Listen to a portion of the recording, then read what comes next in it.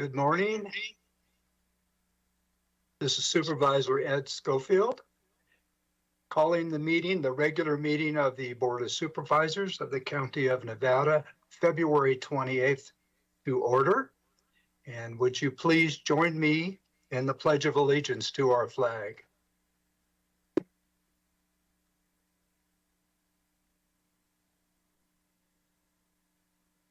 I pledge allegiance to the flag of the United States of America and to the republic for which it stands, one nation, under God, indivisible, with liberty and justice for all.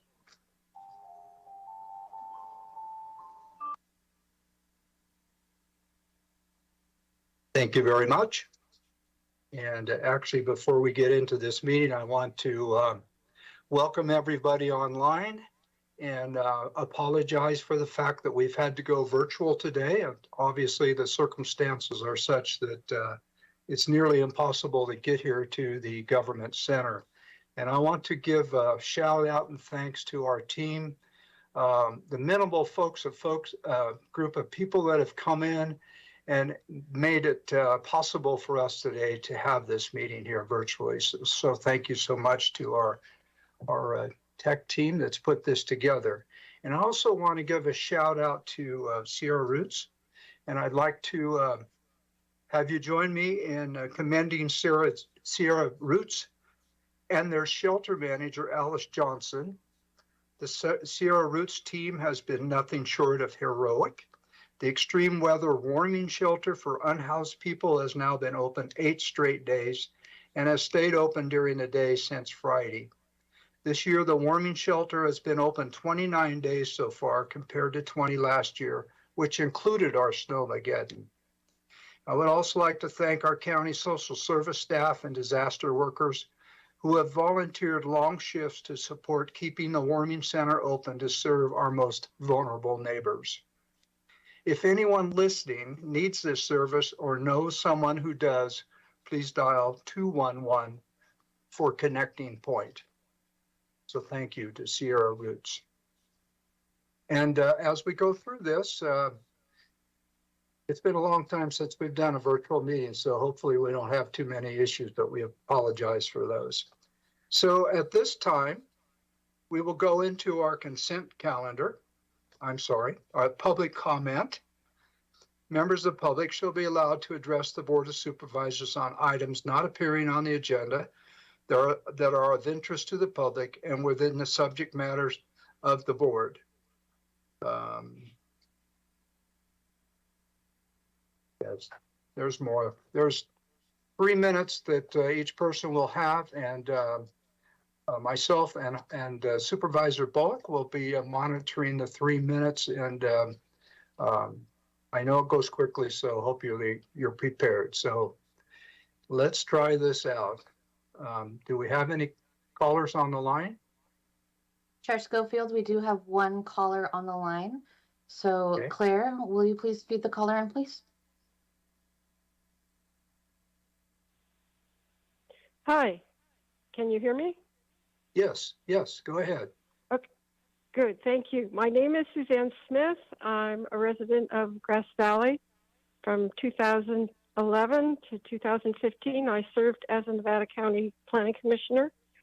From 2000 to 2007, I was a county senior planner. From 1988 to 2000, I was a resource planner for the County of Santa Cruz, implementing the Surface Mining and Reclamation Act. I have prepared EIRs for mining projects, and I'm familiar with the process.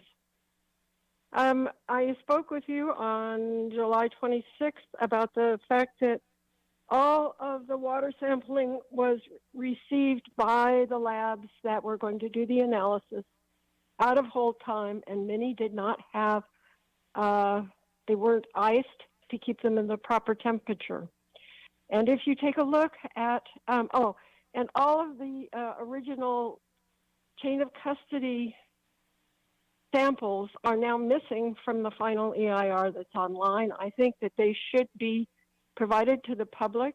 Again, they were in the draft EIR, and the record for this final EIR should be complete.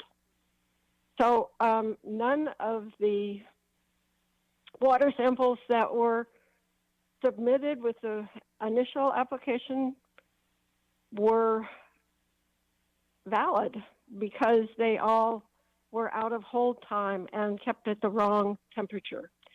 There were several requests for recirculation of this EIR by the California Department of Water and also by California Fish and Wildlife Department, and these requests were ignored.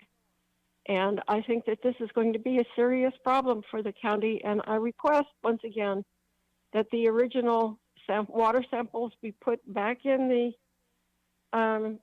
final EIR that's online and available to the public, and that the record should be complete. When you click on the hydrology section, you go down to where the samples were and the core samples that they took are there. So that's what I have to say. This EIR is missing a lot. Thank you. Thank you, Suzanne. Thank you for calling in. Okay, Chair bye-bye. Schofield? Madam Clerk? Sorry about that. Chair Schofield, we do have 2 additional callers waiting to Very speak. good. Okay. Claire, go ahead and feed in the next caller.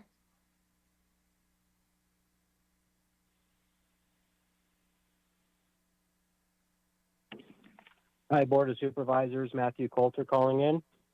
Hi, Matthew. And the connectivity is pretty bad today. Can't even get stuff to pull up. But basically on the public comment section, I'd like to speak about the fact that over the scanner, you can listen to the EMS dispatchers, both from CAL FIRE and Nevada County Sheriffs, not knowing if the warming shelter is open, not knowing where it is. Just a lot of confusion, and that's just yesterday, and it's already been open 8 days, and it's going to be open 11 this time. We're dropping the ball in a lot of respects. We had a person living over here since Thursday in front of Interfaith Food Ministry making a mess. Now he's finally been moved out, and he's now moved over in front of the new, what will be the senior center, which was the closed COVID center there on Colfax Avenue. There's people in doorways, there's people under the overpass in downtown Grass Valley. And I'm not just talking for an hour or two, talking sleeping on the ground under the overpass for 3 days now, this one woman with a bicycle. So we have people in the community that are taking a huge amount of resources for welfare checks, and a lot of them know that if they just make a certain medical claim, they will get a transport to the hospital, and they want to be out of the cold. And we're spending way more money than we need to on not sheltering people versus having more room, because I encourage you all to go to the shelter in Nevada City. It's wall to wall, and they're turning people away. And there's a lot of people that are on the street that can't go there for one reason or another. They've been banned. So yeah, it's a big problem because it just trashes personal property of people, and people trespass to defecate and stuff. So please consider the homeless, not just during these times, but continually, because we're not doing enough. It's obvious. Thank you. Thank you, Matthew. Thank you for your help with this issue, too. Madam Clerk? Okay, Claire, go ahead with the last caller.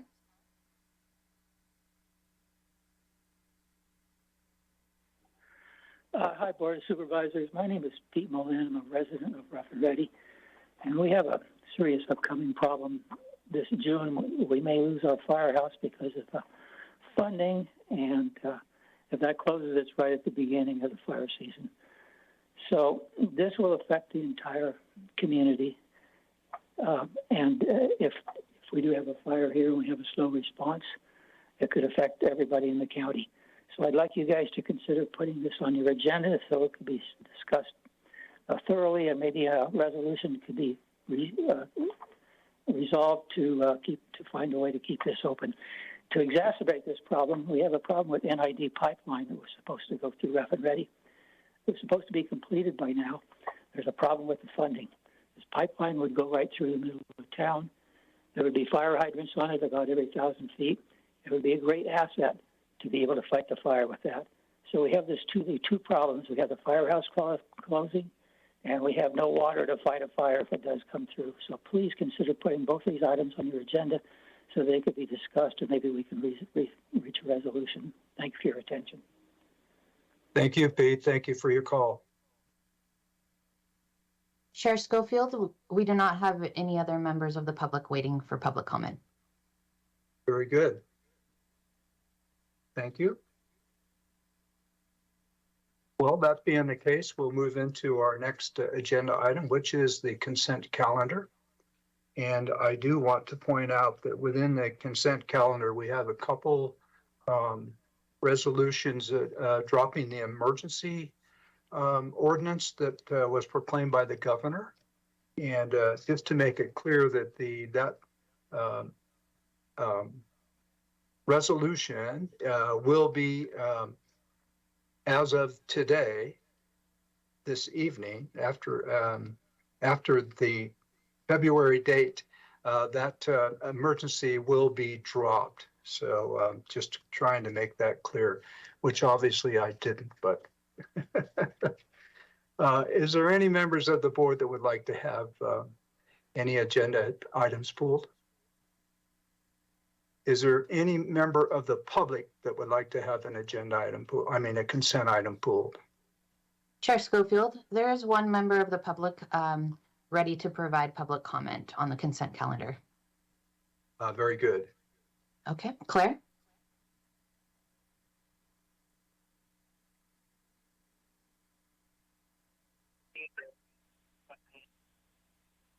Matthew Coulter. On the consent calendar, I'll speak briefly on the number 6, and I know that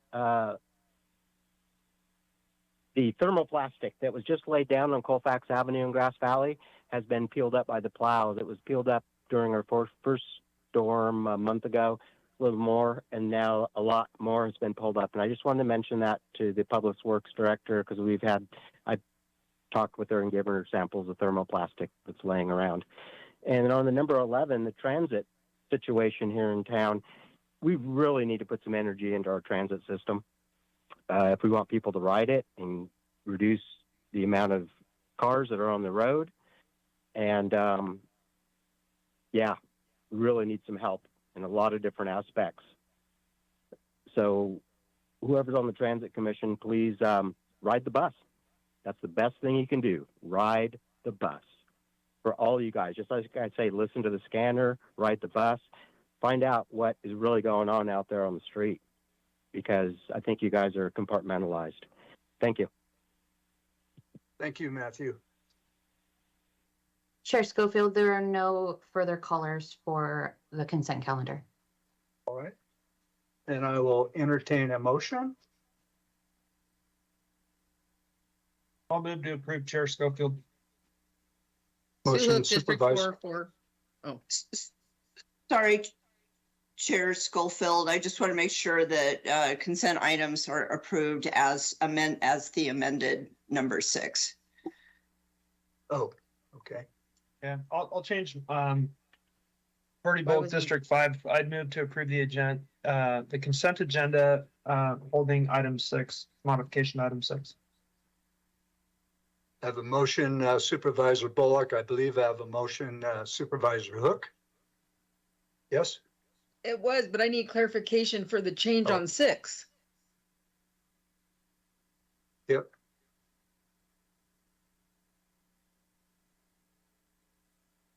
Yep. Can you help us with that? I'm sorry, what was the question? I've got Julia. What was the change on item number 6? So I just, we amended it just to clarify that the local emergency and the local public health emergency ends at the end of today. I'm sorry to Oh, that's interrupt you, not 6. Kit, but number 6 is for the Public Works contract. And so maybe you want to right. clarify the number of the Right. local emergency. I'm sorry. Hold on.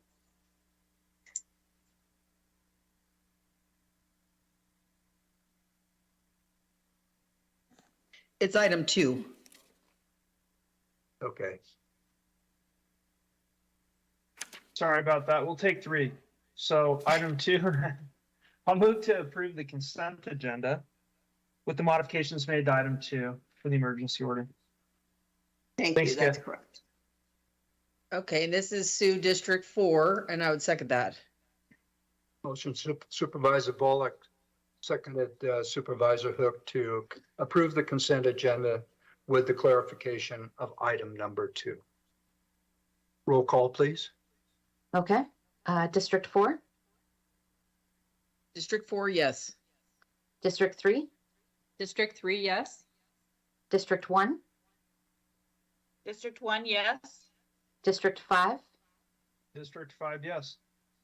District 2, District 2, yes. Thank you. All right. At this time, what we're going to do is take a quick break and reconvene as the Board of Directors of the Nevada County Sanitation District Number 1.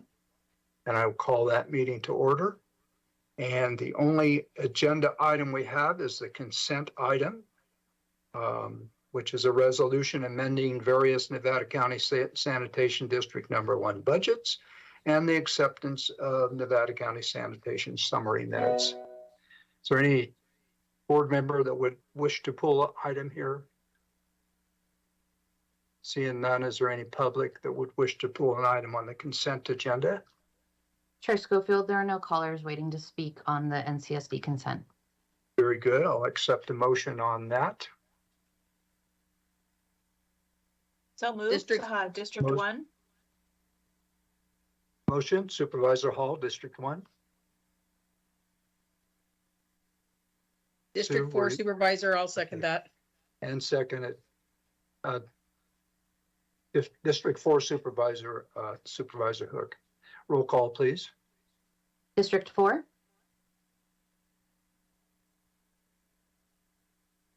You're muted, Sue. There you go. There, it's off. District 4, yes. District 3, District 3, yes. District 1, District 1, yes. District 5, District 5, yes. District 2. District 2, yes. Thank you, Thank you. Board. With that, we have the public comment portion of this meeting. Again, members of the public shall be allowed to address the board on items not appearing on the agenda that are of interest to the public and within the subject matter jurisdiction of the board. Madam Clerk, is there anybody wishing to make public comment? Chair Schofield, there are no members of the public waiting to submit public comment. Very good. And then I will adjourn the meeting of the Nevada County Sanitation District Number 1 and reconvene the Board of Supervisors meeting, the regular meeting at February 28th.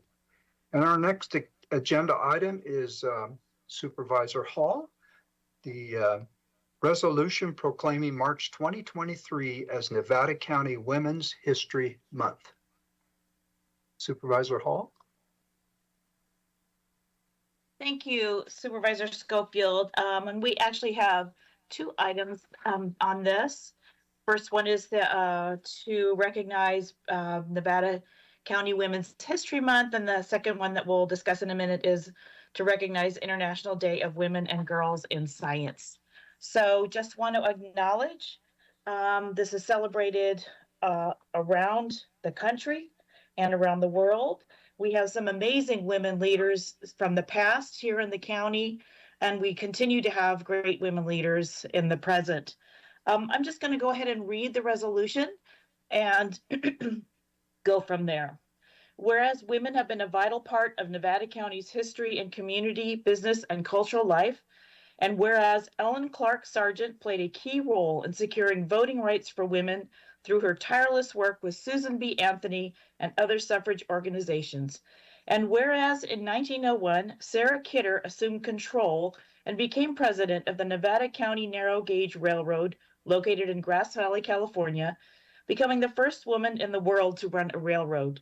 And whereas Lola Montez, Lotta Crabtree, Emma Nevada, and other women raise Nevada County's profile through their talent and artistic contributions.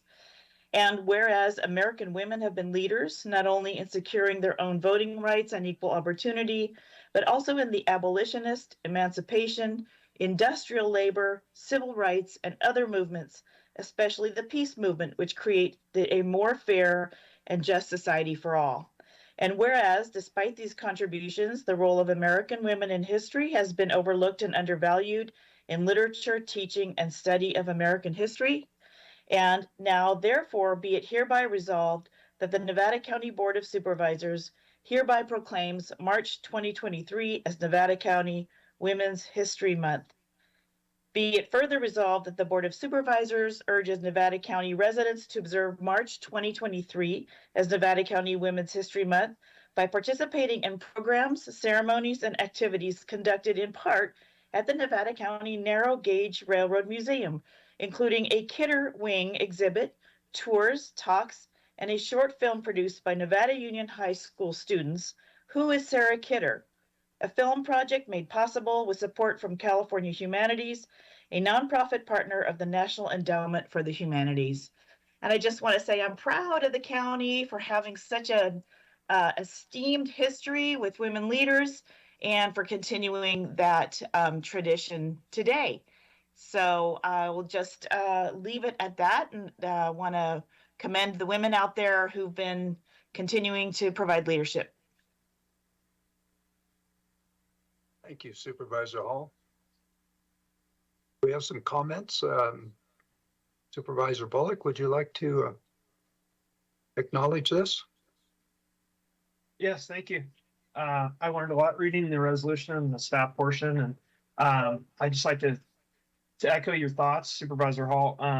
You know, both in history, but also the present, and coming back from NACO and seeing so many women involved in county leadership, both in the administrative side and the leadership elected side here on this board and other places in the county. I'm really happy with where the direction of our county is going, and I am just happy to honor these individuals that have supported that through the past and kind of brought us to where we are today. So thanks for bringing this forward, and I support it wholeheartedly.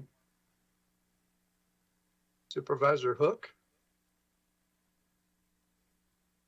No, I think this was a wonderful opportunity for us to just look at our history. We have such a rich history here in Nevada County, and I hope everyone can come out and check out the Railroad Museum, because it really is, it's really amazing. So take that time and come and really celebrate this with everyone and all the women and our families. You know, behind every good woman is a good man, right? It takes a team, and I think that's something that we have something really special here in Nevada County that way. I think that we really, I just look around and I just am thankful, from ranching to mining to all the things that brought us to where we are here today. I think, and we're going to continue to be involved. I think women are going to continue to be involved in Nevada County. I would have never believed I would have been here, but here I am, and I love this place. We all do. So let's celebrate this month. Thanks for bringing it forward, Heidi. Supervisor Swarthout? Yes, thank you, Supervisor Hall, for elevating this really important occasion and bringing women to the forefront in the leadership and the political realm. I just got back last week from doing the new supervisor training with CSAC down in Sacramento, and I think it was probably the most women they've ever had in a freshman supervisorial group ever. So I was really impressed. Not just with the number of women, but the women that I met who were so engaged and such great leaders. So happy to be part of that group, and really proud of our county for the diversity of women in elected and leadership roles that we have here. So thank you. Thank you, Lisa. And I want to congratulate the women that currently are serving on the Board of Supervisors, Heidi and Sue and Lisa. It's a great team, and being involved with CSAC, I can also say there's been some great women leaders there. And I too am quite proud of the history of the women here in Nevada County. So I think we have a guest that would like to speak on this. Is that true, Pamela? I see you there. Yes, thank you very much. I really appreciate everything that's been said, and the a living example of the women in our government roles and Nevada County, and concur that it's important to be looking forward as well as looking back. Some of you may remember the film An Evening with Ellen, and that's what really inspired us to take another look at another woman in history, Sarah Kidder. And I don't know to what extent you are aware, but the Nevada County Narrow Gauge Railroad Museum partnered with me in proposing a grant for California Humanities, which includes 3 distinct speaking engagements on women in history. March 4th, Megan Randolph, Sierra College women's history instructor, will be giving a talk, followed by the premiere of Who is Sarah Kidder, a film which was written by me and produced by the Nevada Union High School Broadcast Club, which has been a great fun and really inspiring to work with the students. And then on March 18th, the Nevada County Historical Society with Bernie Zimmerman and Eleanor Barnes are going to discuss a broader view of all the women in history that have contributed to Nevada County, or of course some of the select ones. And then on March 25th, Chris Enns, who is a best-selling author, is going to present women's role in Western history. And these are all at the Nevada County Narrow Gauge Railroad Museum. The film itself will be on demand as a loop at the Railroad Museum. And then once, in mid-June, once these activities are complete, we'll make it available on YouTube. And so our hope is that this will bring forward not only the role of women, but some of the facts about Nevada County and the development of the West. So thank you very much for your support. Pamela Berry, District 3. Thank you, Pamela. Thank you very much. And we do need to acknowledge the Narrow Gauge Railroad Museum and the work that they've done out there, especially with this particular subject, and also the Nevada Union Broadcasting Club. So that's really great. And I see Mr. Christensen on there. So John, would you like to speak? Yes, Supervisor Schofield, good to see you again. And you. And we've been working together probably 40 years now, off and on in relation to this project. But yes, our board of directors wholeheartedly supported this project in honoring Sarah Kidder and Nevada County women. And my good friend and past director, Madeline Helling, would have wanted to see this happen. And so we're proud to work with Pamela Berry and the Nevada County Historical Society in putting this project together. And also thank you, Supervisor Hill, for your support. And I will not rattle on too long. Thank you. Thank you, John. Do I see you have a PowerPoint that? There is a PowerPoint. Pamela Berry had presented that. Oh, okay. I can. Okay, great. All yours, Pamela. Okay, bear with me here. Let's go ahead and go to the first slide. So in 2019 and 2020, I worked with the actress Mary Baird. We started out doing a one-woman show, which evolved into a video project because of COVID. It actually was kind of a blessing because it allowed us to create a full record that's shareable on YouTube and available for classrooms and anyone interested in history. So we had such a good time, we wanted to do it again. And Linda Jacks suggested that all the recent work in the Kidder Wing would be a good match for that. Next slide, please. So I began doing research for opportunities, and I found California Humanities had an educational grant, and that really gave me an opportunity to look at what would be a fun way to learn. And so we applied for the grant in June of 2022. Of course, the Nevada County Narrow Gauge Railroad Museum was very gracious and supportive all the way through as a partner in the grant application. And we did receive the grant and began work in August. Next slide, please. So many people, even people that live here, aren't aware that Sarah Kidder was the first railroad president in the world. She became a railroad president in 1901, even though she herself did not believe women should work outside of the home. The grant is based on formatting this into 8 to 12 minute video that's based on, for those of you of a certain age who might remember the TV show To Tell the Truth. And 3 local actors portray the imitation Sarah Kidders or the imposter Sarah Kidders, and local and government representatives ask Sarah the questions. So at this point, I'd like to just pause and say that everyone has been super supportive of this project. And there's a long list of people to thank, including our 3 Sarahs, Mary Baird, Sands Hall, and Gladys Birdsong. The panelists include representatives from our school board, Kimberly Ewing, representatives from the Arts Council, Wendy Willoughby, Adam Klein, councilman, as well as KVMR DJ Michael Keene. So what we did with these questions is playfully, bring up not only the history, but what obstacles did Sarah need to overcome, and what were the impacts of her work, and where things are now.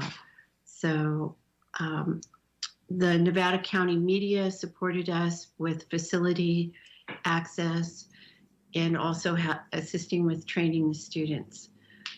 So overall, it's been a very great outcome. A quick look at our timeline. Next slide, please. We applied for the grant in June. We got the grant, and in August, we began working with script writing, getting our actors and partners together. I'm exceedingly grateful for Jason Searles at Nevada Union High School, who led the broadcast club and was delighted to actually have a real project instead of a study project. And the students, particularly Hunter McGuire, Alex Mack, and Brianna Soria, made it their own project. And so it's really exciting to see that the young people are engaged, not only in history, but in learning skills that are going to advance them. We filmed the video in February this month. We're very excited to have the video premiere, hopefully on March 4th, weather allowing, and then we'll be continuing with our talks throughout March. And rail bus tours in the virtual loop of the video will continue at the Railroad Museum. So I would encourage supervisors, please come. Please encourage people in your districts to come. It's free, it's open to the public, and it's a great part of Nevada County history.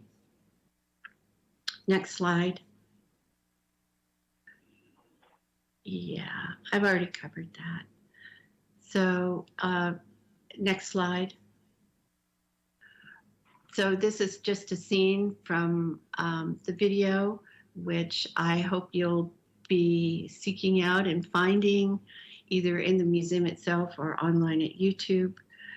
we just had such great support, including support in our research from the Doris Foley Historical Library, the Searles Historical Library, and all of these different entities that individuals came forward and assisted us. So next slide, please. Here's our three Sarah Kidders, the students on the set, in the Kidder Wing at the Narrow Gauge Railroad Museum. Next slide.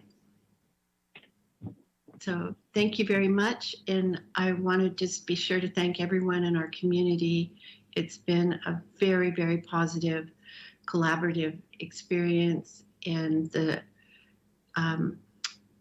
Railroad Museum has been very exceptional in providing volunteers to make everything possible. And I'm happy to answer any questions anyone has. I'll bring it back to the board. Are there any questions of Pamela? Okay. This is District 1 Supervisor Hall. Thank you, Pamela. I just want to thank you so much to you and the Railroad Museum and everyone involved for doing so much to elevate the phenomenal history of Sarah Kidder and the legacy that she's leaving for others as we move forward. Thank you for doing that work, and I'm excited about some of the projects that are coming forward, and would love to come down and see what it all manifests into. Thank you. Well, you're welcome. It's my great pleasure. I'm just so delighted to live in a community that everyone has said, yeah, let's support women, let's support history. Let's really support our youth in the school and involve them in it. So thank you very much. It's been a pleasure. Thank you, especially Nevada County Narrow Gauge Railroad Museum, who without their active partnership, this never would have happened. Okay. Pamela, I salute you for your leadership in this program. Looks like it's going to be an incredible success out there. So again, I encourage everybody to get out to the programs. I'll try to get out there myself, Pamela. With that, I would entertain a motion. Do we need just a single motion, Heidi, on this? Chair Schofield, we do actually have a public comment. Oh, on I'm this sorry. item. Yes, That's yes, okay. yes. Public comment. We'll open public comment. Great, thank Bring you. the caller in, please.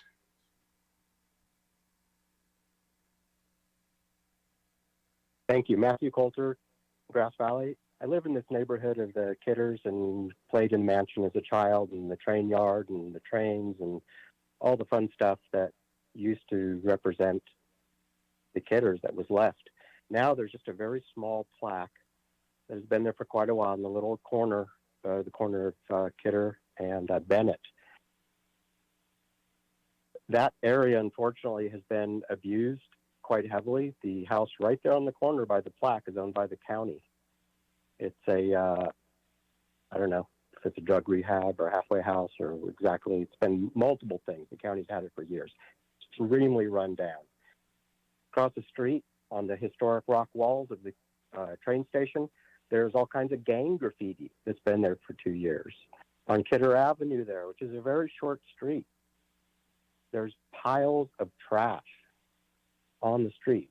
And I bring this up because my representative for Grass Valley, Hillary Hodge, has to drive past these things that I just mentioned every time she goes in or out of her house, because that's her street. So it's not that it's out of the way, it's hidden, it's over the hill. This is stuff that you see on Bennett Street when you drive by. And that graffiti's been there for a couple of years. Really sad. We're allowing the historic wall to decay and fall into Bennett Street. And I'm just wondering why there's this disregard in Grass Valley as compared to Nevada City and the Railroad Museum there, and the beautiful work that they've done and the highly motivated volunteers they have, versus the disconnect with anyone in Grass Valley. There's nothing in Grass Valley that represents the train. Nothing. If you don't know where the route was, you see a flat train rail bed, you don't know that's what it is. There's no markers, absolutely nothing. The history is fading away, and Grass Valley likes it because they're more inclined to the Target and Starbucks attitude than it is saving our history. So I commend anyone that is trying to save our history here in Nevada County. And I love the few pieces that you guys have saved and put in the museum from the Kidder Mansion, which was the most beautiful house in town that the city at the time decided it was a hazard and they'd rip it down. It wasn't even that bad. There was just homeless living in it, unfortunately. So thank you for the people that do it. And please ask my representative through my Board of Supervisor representative to get rid of the graffiti on the historic rock walls that have been there for 2 years. Thank you. Thank you, Matthew. We can mention this to our Historical Landmark Commission also. All right, is there any other? Yes, absolutely. Supervisor Schofield. Last year, I met with a representative of Grass Valley City Hall in regards to that area and the park adjacent to the wall. And I did make recommendations in regard to doing something about that, and looking at it as a future restoration project. Particularly the wall and the stairway and a small section above it. That could be set up as an exhibit. So this is something we are looking at, once we get beyond several other projects we're doing at the museum, but we see this as something very important and would like to see that area cleaned up. And so anyway, I appreciate the gentleman's comments. Thank you, John. Appreciate your comments too. All right, are there any other callers, Madam Clerk? Chair Schofield, there are no other callers.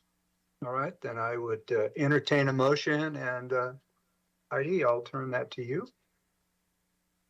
Yes, I'd like to move that we adopt the resolution proclaiming March 2023 as Nevada County Women's History Month, and love to keep the focus on that.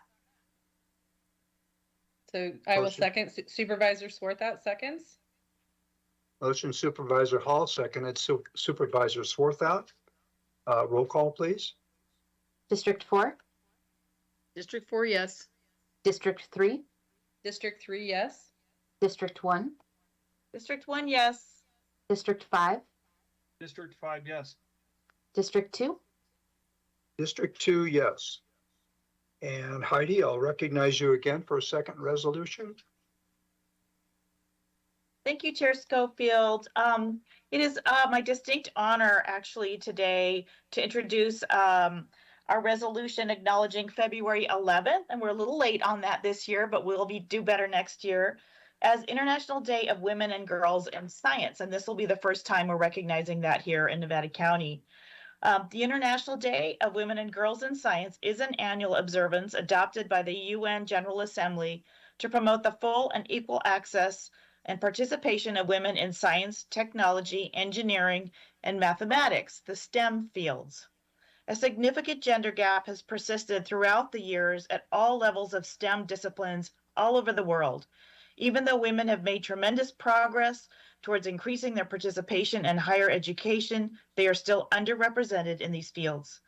Tackling some of the greatest challenges our planet faces, from improving global health outcomes to combating climate change, will rely on harnessing all talent. Additionally, diversity in research expands the pool of talented researchers, bringing in the fresh perspectives, talent, and creativity. I want to note that we are going to be recognizing a couple of local women in science, but first to acknowledge that there are hundreds of them in this county. And I'd love, as we go forward in the future years, to be bringing the wide array of sciences and represent them as we acknowledge this day. So today, local women in sciences, Alicia Weissman from the Headwaters Science Program Director at Circle, and Tyron Baker, senior at Nevada Union High School and standout student in the sciences, are here to help us be recognized with the challenge coin and to acknowledge this day. And if I could, Alicia, I see you there. Thank you. If I could read a little bit about you and then turn it over to you if you want to make any comments. And Tyran, am I pronouncing your name correctly, Tyran? It's Taryn. Taryn. There we Yes. go. First thing to do is to pronounce women's names correctly. Okay. So let me start with you, Alicia. Alicia Weissman earned a bachelor's in science from the University of Florida and master's degree in science at the University of Nevada, Reno. She joined Circle in June 2019 to help manage Circle's meadow restoration efforts in the headwaters of the Yuba River. Since then, Alicia has grown Circle's headwaters restoration and monitoring program to include 8 ongoing meadow restoration projects across the South and North Yuba, totaling more than 800 acres.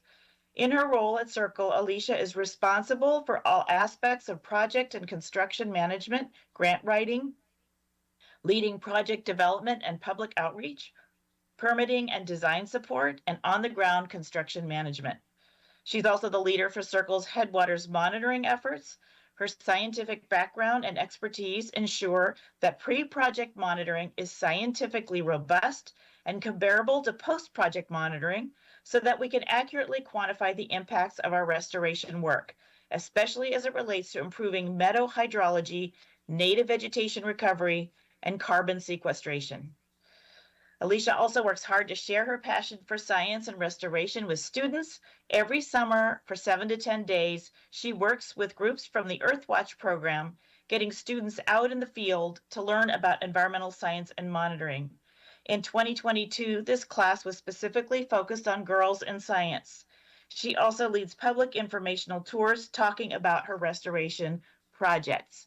And Alicia, we are so lucky to have you here in Nevada County doing this very important work. We appreciate that so much. And I want to turn it over to see if you have any comments you'd like to make. Sure. Thank you, Supervisor Hall. Am I coming through well with my sound?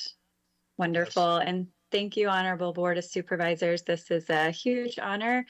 And you know, one of the most important aspects of my job and one of my favorite parts is that leading students in the field. I make these really wonderful connections, especially with the girls in science at the high school age. I really enjoy being a mentor to them and through our AmeriCorps program as well. So it's a really important part of my life. I find that women are incredible every day, and I'm happy to support other women on their journey, and I'm proud to do the work that I do in Meadows and Circle. Thank you again, and we'll have more time for conversation after this, but I want to turn it over to talk about Taryn Baker for a moment. Nevada Union Senior Taryn Baker was nominated to be here today by Nevada Union High School Science Department Chair Alexandra McDowell, also a woman in science class. Taryn exemplifies academic mastery and leadership in the classroom. In class, she continually strives to thoroughly understand material presented in lecture. She has a natural aptitude for chemistry, working systematically in a timely fashion with a high degree of accuracy, which is so critical in science using the scientific method. In lab groups, she's a natural leader, keeping the group focused and on task. She willingly explains information to her group as well. Her written lab write-ups are analytical, reflecting the data gathered in the lab. She organizes her thoughts and able to express her findings clearly and concise. She's a confident young woman and assumes responsibility for her own learning. Persistent, this just goes on, Taryn. Persistent and will work on a topic until she completely understands the material, does not hesitate to ask for clarification. So very exciting to me is that Tara is planning on continuing her education after high school, studying environmental science. And I want to acknowledge your excellent work so far. You're just in the beginning, Taryn, of your life and what could be a fantastic and wonderful and helpful career. And I want to let you have a few moments to say anything you'd like as well. Thank you all so much, firstly, for this recognition. I feel very honored to be here. I can't wait to see where science takes me. I'm excited to go into studying environmental science, wherever that may be, what college that may be, I'm not sure yet. But thank you all, and I can't wait to see where I go from here. We can't wait either. Before I turn it back to you, Chair Schofield, just want to acknowledge again some of the many, many other women here in Nevada County, including the science educators in our local schools, including the teacher who nominated Taryn, Alexandra McDowell, the many women on staff at the Sierra Streams Institute, other women on staff at Circle, staff members here at the county, including Community Development Agency Director Trish Tillotson and Environmental Health Director Amy Irani, our Public Health Officer Dr. Sherilyn Cook, public health nurses, public health communicable disease staff, behavioral health staff and contractors, and the team clinic in Truckee. Want to also acknowledge Carrie Monahan, PhD river scientist who is a leader at Sierra Fund, Joanne Feitz-Kaufman, 25 years in natural resources science and management, Bernadette Beasy, National Ecosystem Science Technical Leader with 22 years of environmental compliance in California, the Western US and Latin America, local medical professionals, and many, many, many more. And again, I look forward in future years to continue to honor these wonderful women who are advancing all of the causes of science, breaking barriers, being the first one through the wall in many cases, and helping our planet at the same time. Thank you, Chair Schofield. I'll turn it back to you. Thank you, Supervisor Hall. There's so many great examples of women leadership, especially right here in our own county organization. It's very impressive. And Alicia and Taryn, you also are great examples also. And thank you for the work you're doing, and exciting watching you, Taryn. Wish the best to you. Comments from the board? Supervisor Swarthout? So thank you for all the work that you've done in our community. Very impressive. I know when I was a student at Nevada Union High School, science was not my strong suit, nor in college. But so I have so much respect for women who do go into the science field, because I personally find it very hard and confusing. So thanks for your leadership. And Taryn, look forward to seeing what you do in the future. I'm really proud to have you as part of our community, and setting such a great example for your peers and then for all of us. So keep up the good work. Thank you also, Alicia, for your work with Circle. Much appreciated. Supervisor Bullock? Oh, thank you. Yeah, Alicia, thanks for being part of it. And Taryn, thanks for being part of our meeting today. It's really inspirational to hear about what you both accomplished. And I say this to all high school people that come before the board. I just encourage you to come back to Nevada County and contribute back to Nevada County, the place you love. And hopefully, I know you will in some format, but I just wanted to encourage you to do your best out there. College is a big adventure, and we hope I wish you all the luck, and please come back. And I really appreciate Supervisor Hall mentioning all the women who have contributed scientifically to our community. And there's so many, to name that you can't really get there with all of them. But I did want to mention two that are really prolific in the eastern portion of the county. That's Dr. Beth Chrisman with Truckee River Watershed Council, who's been a contributor to water quality here in the east side and the west side with the headwaters of the Yuba River for more than 20 years. And also Dr. Megan Seifert, who's the Headwater Science Institute founder here in Truckee. And she's also obviously a PhD climate scientist. And Taryn, I'd encourage you, and I'm happy if you just drop me a note. I will introduce you and put a lunch together with you and those leaders of women here in our Eastern County that have done so much for climate science and conservation. So I'm just stoked to hear about what you're doing. Keep up the good work, and thanks for being here today. Supervisor Hook. Well, I think my colleagues all covered it so well. I am thrilled to have you both here. I think the only thing I'm disappointed is that we couldn't meet you in person today. And I hope sometime over the near future that we do get to have that opportunity. And Taryn, best wishes for last your senior year. I can only imagine what your senior project might be. And really looking forward to a successful journey for you, because you're just starting it. That's exciting. And Alicia, thanks for all of the work you do. I mean, it's incredibly important what we do with our watersheds, and we've seen this over years. I think if they'd listened to women sooner, maybe we'd be further ahead. I'm just going to throw that out there. There was, there's that debacle that goes on sometimes where we don't listen. And what you guys are all doing is incredibly important. So thanks for being here. And Heidi, I love that you highlighted some women. You're saying those, and the list could have gone on and on and on. That was it, so interesting. Women in agriculture specifically. The head of our irrigation district right now is a woman, right? So there's so many people engaged in how we manage in the community. So thanks both you gals for being a part of that. I'm overwhelmed with women. Thank you, Heidi. And I know that Heidi was hoping to present challenge coins to you ladies. And normally we would have a picture up opportunity, and perhaps Heidi could put that together at some point, but apologize for the circumstances today. So, Madam Clerk, is there any public comment on this item? Chair Schofield, there are no callers and no written comment on this item. Very good. Then I'll bring it back to the board, and Heidi, I'll recognize you for a resolution. Thank you. And let me just thank Taryn and Alicia for your time today to help educate us on what you're doing, and wish you absolutely the best of luck moving forward. Absolutely. And yes, let's do a lunch or another little ceremony where we can get you your challenge coins and get some pictures for you. Thank you for being here. And thanks to the board for allowing me to bring this forward. And I would like to make the motion to adopt this resolution to, let me say it specifically, to acknowledge, oopsie, I already moved forward. Acknowledging February 11th, 2023 as International Day of Women and Girls in Science. Motion, Supervisor Hall. Do I have a second? District 4, Supervisor Hook, yes. Seconded, Supervisor Hook. Roll call, Madam Clerk.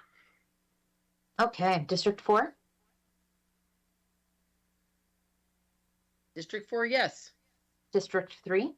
District 3, yes. District 1? District 1, yes. District 5? District 5, yes. District 2? District 2, yes. Thank you, Board. Thank you, Supervisor Hall. Great presentation. Supervisor Schofield, we are ahead of schedule, and I recommend moving to item number 27, proclaiming March 18th Public Defense Day with Public Defender Carrie Klein. That sounds good to me. Thank you, Allison. Let me get to 27. All right, Carrie, we'll turn this over to you. This is a resolution, as CEO Allison Lehman stated, proclaiming March 18th, 2023 as Public Defense Day in Nevada County. Carrie? So I want to thank you all for listening to me today. I don't often get to come before the board and brag about public defense. National Public Defense Day has existed for about 20 years around the nation, and we have celebrated it in Nevada County since 2007, just internally within our office. This year is the 60th anniversary of the case that led to National Public Defense Day, and that is the case of Gideon v. Wainwright. That is the case that said that indigent people should get public defenders. If we can get the next slide, please. So on March 18th, the U.S. Supreme Court unanimously ruled that the right of a poor person in a criminal trial to have the assistance of counsel is fundamental and essential to a fair trial. So this year, across the nation, public defenders are celebrating the 60th anniversary of this case on March 18th, which is a Saturday. And I'm going to tell you a little bit about Mr. Gideon. He was an uneducated man who hand wrote his petition to the U.S. Supreme Court. After this ruling, his case was sent back to his state, and which I want to say was Florida.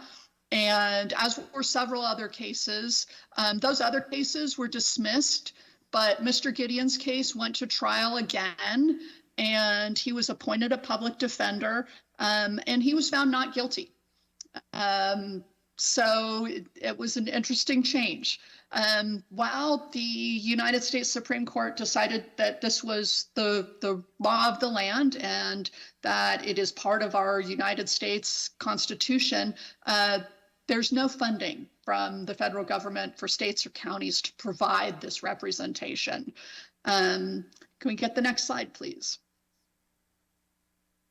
So in Nevada County, you have had a government public defender's office for over 5 decades. That is as far back as I could find records that said we had this office, but it seemed like it was not a new office in those records. So it is considered a best practice to have a county government office. And so it doesn't surprise me that that was the choice of Nevada County. The office represents indigent people who are accused of committing crimes, as well as people who are facing different types of mental health commitments. And over time, our office has changed into one that has gone from sort of a, attorneys make all the decisions to one with a client-centered focus and an emphasis on attempting to get clients out of the criminal legal system.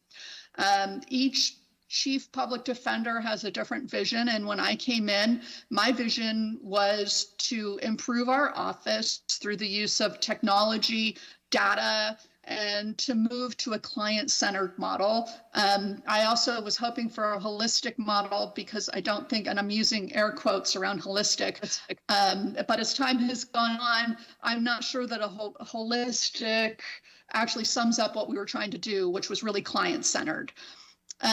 So we decided we'd show a little bit of creativity and try and find a way for a small rural county to become a client-centered office that could provide better services to clients while also improving community safety by addressing the underlying needs of our clients. So for that, we became part of the HHSA agency, and we sit at the table with the other departments who are tasked with helping our clients. It's helped us to partner with other departments in the county and to build bridges. At heart, the criminal system is adversarial, so I am still going to say that we have some walls up, but we are definitely building bridges that will, withstand the test of time. Next slide. So a lot of people ask me what indigent means, and it refers to poverty, and to be indigent in Nevada County and really across the nation means that your income is less than $2,400 a month. It is based on the federal poverty guidelines. And so it really does mean different things in different states, because $2,400 a month in California is entirely different than $2,400 a month in West Virginia. Across the nation, approximately 80% of criminal system involved people qualify for the services of public defenders. Next slide, please. So today, our office has 9 full-time attorneys, a part-time attorney, 2 senior legal secretaries, 1 legal office assistant, and 1 legal office supervisor. Behavioral health embedded Carmen Pacheco in my office as a personal services coordinator, and she really is a case manager and is amazing. Last year, we were appointed on 1,773 cases, and we also consult with people all the time about arrests, cases that have long been closed, expungements, which is getting sort of rid of a criminal conviction on a record. And each of our felony attorneys represented clients in 163 cases and they really do carry open caseloads of close to 100 cases at a time. The misdemeanor lawyers represented clients in about 400 cases for each of them, and they carry about 170 open cases at one time. Next slide. So do we represent everybody? No. And that's why it's National Public Defense Day and not National Public Defender Day. We aren't the only provider of indigent defense services in Nevada County. There are lawyers who take on the cases that we have conflicts on or that we can't handle because we're overloaded. In Nevada County, we do have a lack of local lawyers willing to take those cases. So there's a group of us who are currently working on a solution to this issue. Next slide. So what do? We represent people accused of crimes. We represent people in things like lawyers' law proceedings, conservatorships, medication hearings, commitment hearings. But overall, what we do is we protect the community against the government, which is an interesting position to be in. If you look at some numbers, and you look at, in particular, death penalty cases, 68% of death penalty exonerations involve official misconduct. 62% involve perjury or false accusations. Here in Nevada County, we do file quite a few motions to suppress, Miranda violations, and other sort of governmental mistakes. I don't think that anyone goes out and purposefully, does something terrible to somebody in that way. Fundamentally, I think that police officers and prosecutors are trying to do the right thing, and sometimes they make mistakes. And so we fight over those things. Next slide. Back one, please. You went forward too. So statewide, for every dollar spent on district attorneys' offices, indigent defense receives 53 cents, and nationwide, it's much less. In Nevada County, we are average when it comes to general fund allotments, but once you add in grants, we do get considerably less than 53 cents. And that is because in the state of California, there are tons of grants for prosecutors' offices, and there are few grants available for public defenders' offices. 2021 is the first year that grants were made available by the state of California specifically for public defenders. And we received one. We're continuing to spend that money. 2022, there was another grant we applied for and we received. And in 2023, we've been notified that we did receive another grant. But for 2024, the third year of our public defense pilot project is cut from the governor's draft budget. It was allegedly is one of the first things cut. And why that's important is because while we are insular and our budget is all we have, when you look at prosecutors' offices, they are handed a case by an agency that has a separate budget who has fully investigated for them. And they have the Department of Justice for the state, who does a lot of their expert analysis and testing. Whereas for my office, we have to hire investigators and hire experts, and it all comes out of my budget. Next slide.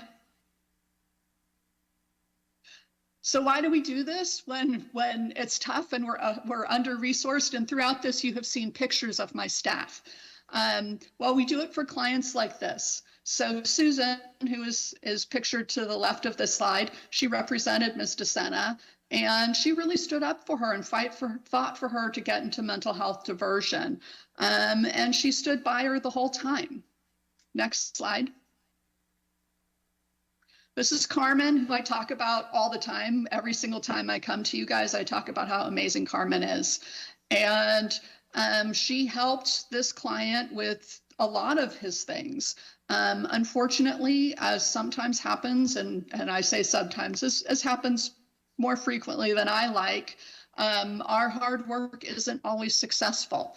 And this client worked incredibly hard and received lots of supportive services, but he's still fighting and struggling with addiction, and he recently was rearrested. Next slide. This is Katie and one of our future public defenders, as we say. And Katie and Mr. Kelligrew, they got this amazing note from one of our clients, and it was accompanied by some wonderful baked goods. Next slide. This is not Joanne, for whom this note is. Joanne is our collaborative courts lawyer. She is funded through the CCP, the Community Corrections Partnership. This is her husband, who is my Truckee lawyer, and also one of our future public defenders. The CCP funded lawyer has been a godsend to my office. She has made it so we can have some consistency, and she has taken quite a load off of the rest of the staff who were struggling with doing the collaborative courts along with their normal assignments. Next slide. But we don't do this alone. Again, it's why it's National Public Defense Day and not National Public Defender Day. We are helped by behavioral health, public health, social services, and a variety of different organizations around the county. This is only a small portion of those who have helped us. I mean, we started collaborating with public health. That was actually the first department who we came up with an MOU with, and we were providing Narcan and condoms to our clients. We actually were the biggest condom distributor in the county until COVID. And, you know, behavioral health gave us Carmen and will continue to do so. We have now gotten Carmen funded through the CCP, and behavioral health is going to manage that for us. With social services, we have an MOU to help us with record clearing. Everyone comes together and does treatment team meetings, and we participate in things like the Justice and Mental Health Collaboration, which has given me tons of ideas about things we can try within our office to try and provide a more client-centered approach and to get people more services. And on that collaboration are people like the district attorney and the sheriff. We collaborated with the district attorney and community groups up in Truckee to start up the Truckee Community Project. And my hope is that is successful, we'll be able to bring it down to Western County also. Granite and Common Goals are amazing supports for us. But the list goes on and on and on. Next slide, please. So this quote is from a public defender in the Midwest someplace, and she's right on. We don't win. We rarely get a pat on the back or anything like that. I have an office full of extremely competitive people who fight hard for their clients. But the reality of the criminal system is that if law enforcement and prosecutors have done their job correctly, we should lose. And our goal is to make sure that they do it correctly. When I talk to law students and high school students and college students about becoming a public defender, I talk to them about losing, because you can't do this job if you need to win all the time. I tell them they have to find a different way to win, and that may be that you made the government dot their I's and cross their T's, or it may be, and the one that I really enjoy as I get older and older, is I really like seeing a client engage in treatment and get out of the system. And it's an amazing thing to see someone never come back, or to see them in the grocery store instead of, here, in my office. I don't want to see you in my office 3 times, If I can have the next slide, that'd be great. So when I became chief, I asked my staff to come together and come up with an internal mission statement, because I'm going to tell you the mission statements we have for departments are really dry and uninteresting. And they came up with this quote from a Florida case. And I'm going to tell you that I know they all feel that they stand alone, armed only with their wits, training, and dedication. But every day, I believe that our jobs here in Nevada County, we have others standing with us. And those people are people like Phoebe Bell, Kelly Minor-Gann, and Bree Chavez from Behavioral Health.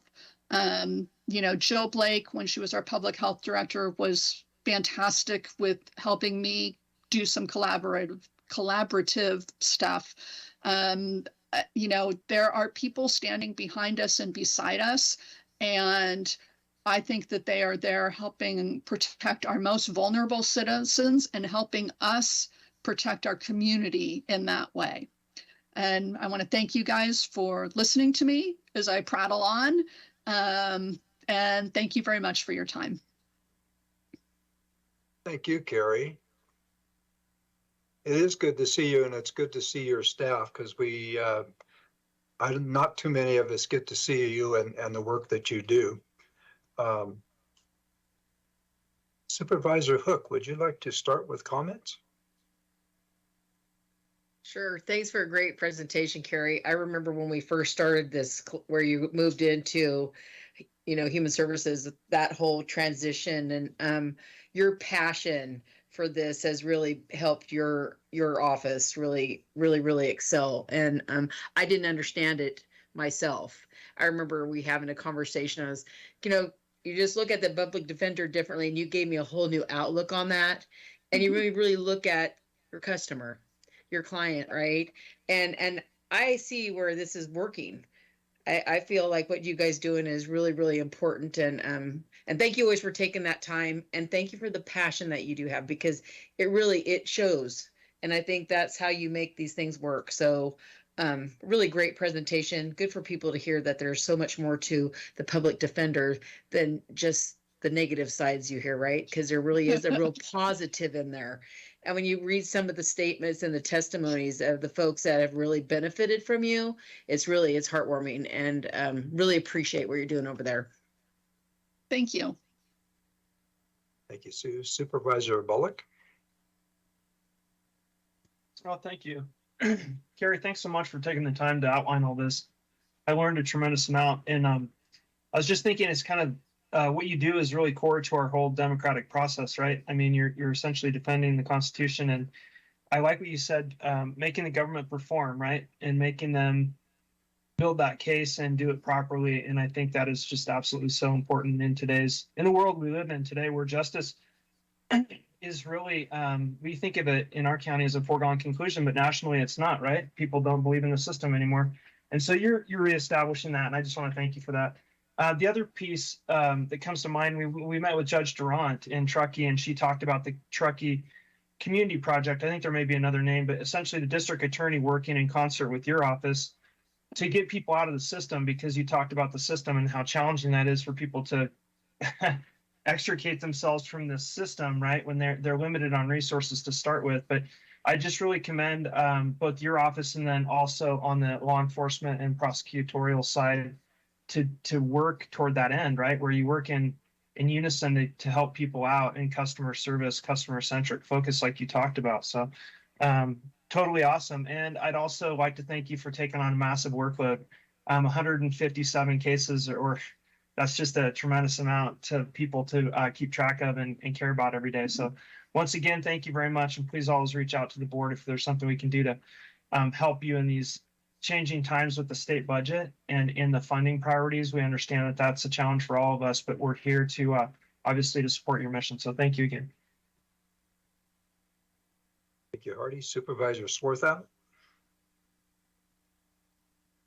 Hi, Carrie. Thank you for all your hard work and the work of all the people in your department. One of the things that sets Nevada County aside from other both rural and large counties is the collaborative efforts that we all use here. And so to see your collaboration with law enforcement and the district attorney's office and all the nonprofits that you mentioned and other government agencies, it's just really great to see that. And I think I actually look at what you do as a role model maybe for other communities and working together. So thanks for all your hard work. Keep up the good work, and please pass that on to your staff as well. Thank you, Lisa. Supervisor Hall. Thank you. I have to echo everything that's been said, Carrie. You and your office, you do amazing work. I mean, in a perfect world, and certainly in a perfect democracy, how much money you have in your bank or on your table or under your mattress would have nothing to do with the kind of justice you get, the kind of representation you get, the ability to have a fair trial and justice at the end of it. It's very, it's just shocking, some of the statistics that you presented there, that over 80% of your clients are, that over 80% of the folks in the system are basically coming through your office. So, that's a sad statement to how our system isn't working well.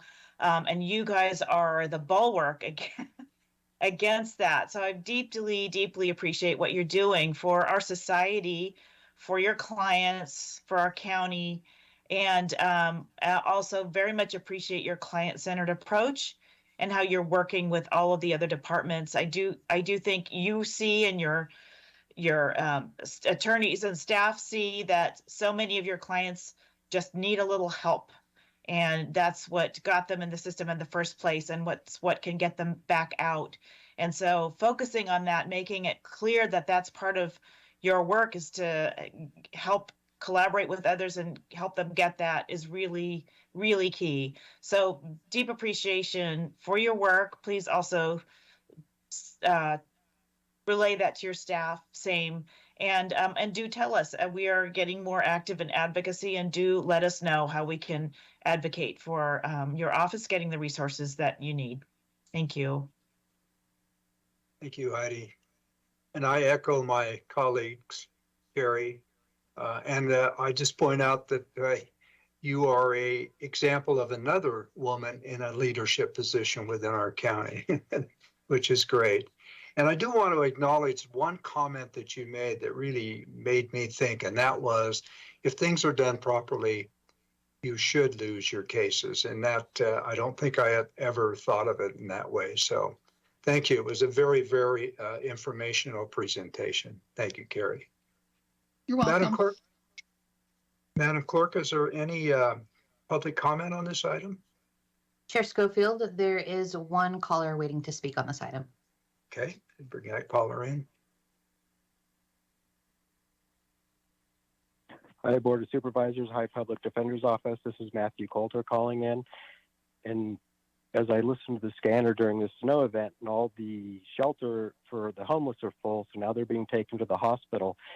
And I bring this up because it seems like when I go to court, which is many, many, many, many times, including for a restraining order that Lisa put against me that she was kind enough to repeal, I don't see wealthy people.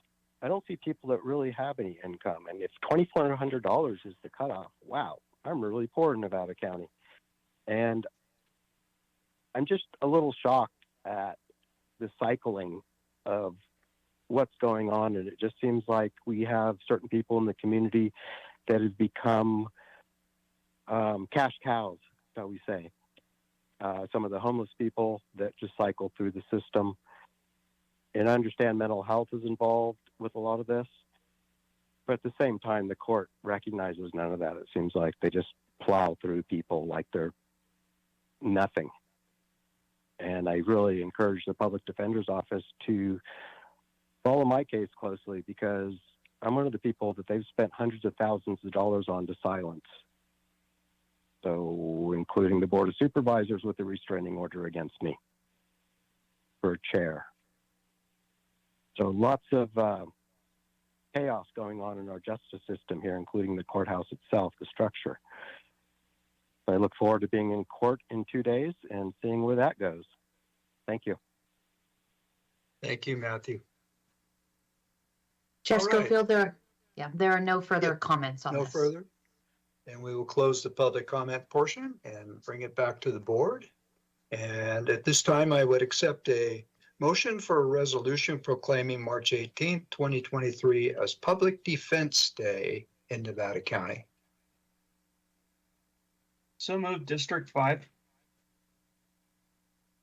Second, District 1. Motion Supervisor Bullock, second Supervisor Hall. A roll call, please. District 4, District 4, yes. District 3, District 3, yes.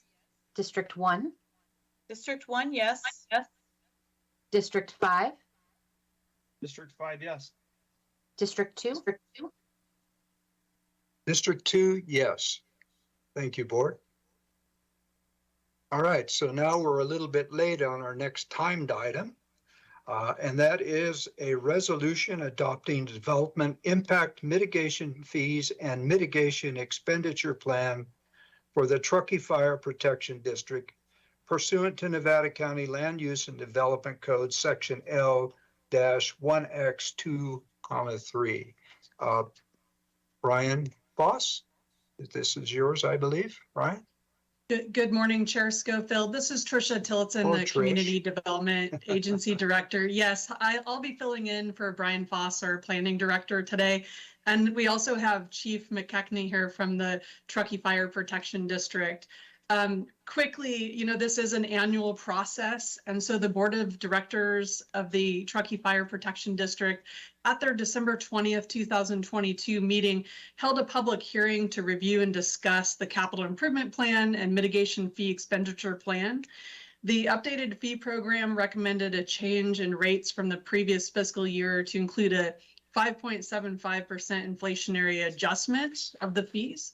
And then pursuant to our land use and development code, the Nevada County Board of Supervisors establishes the amounts for the development fees collected by each individual fire protection district located in the unincorporated area of Nevada County.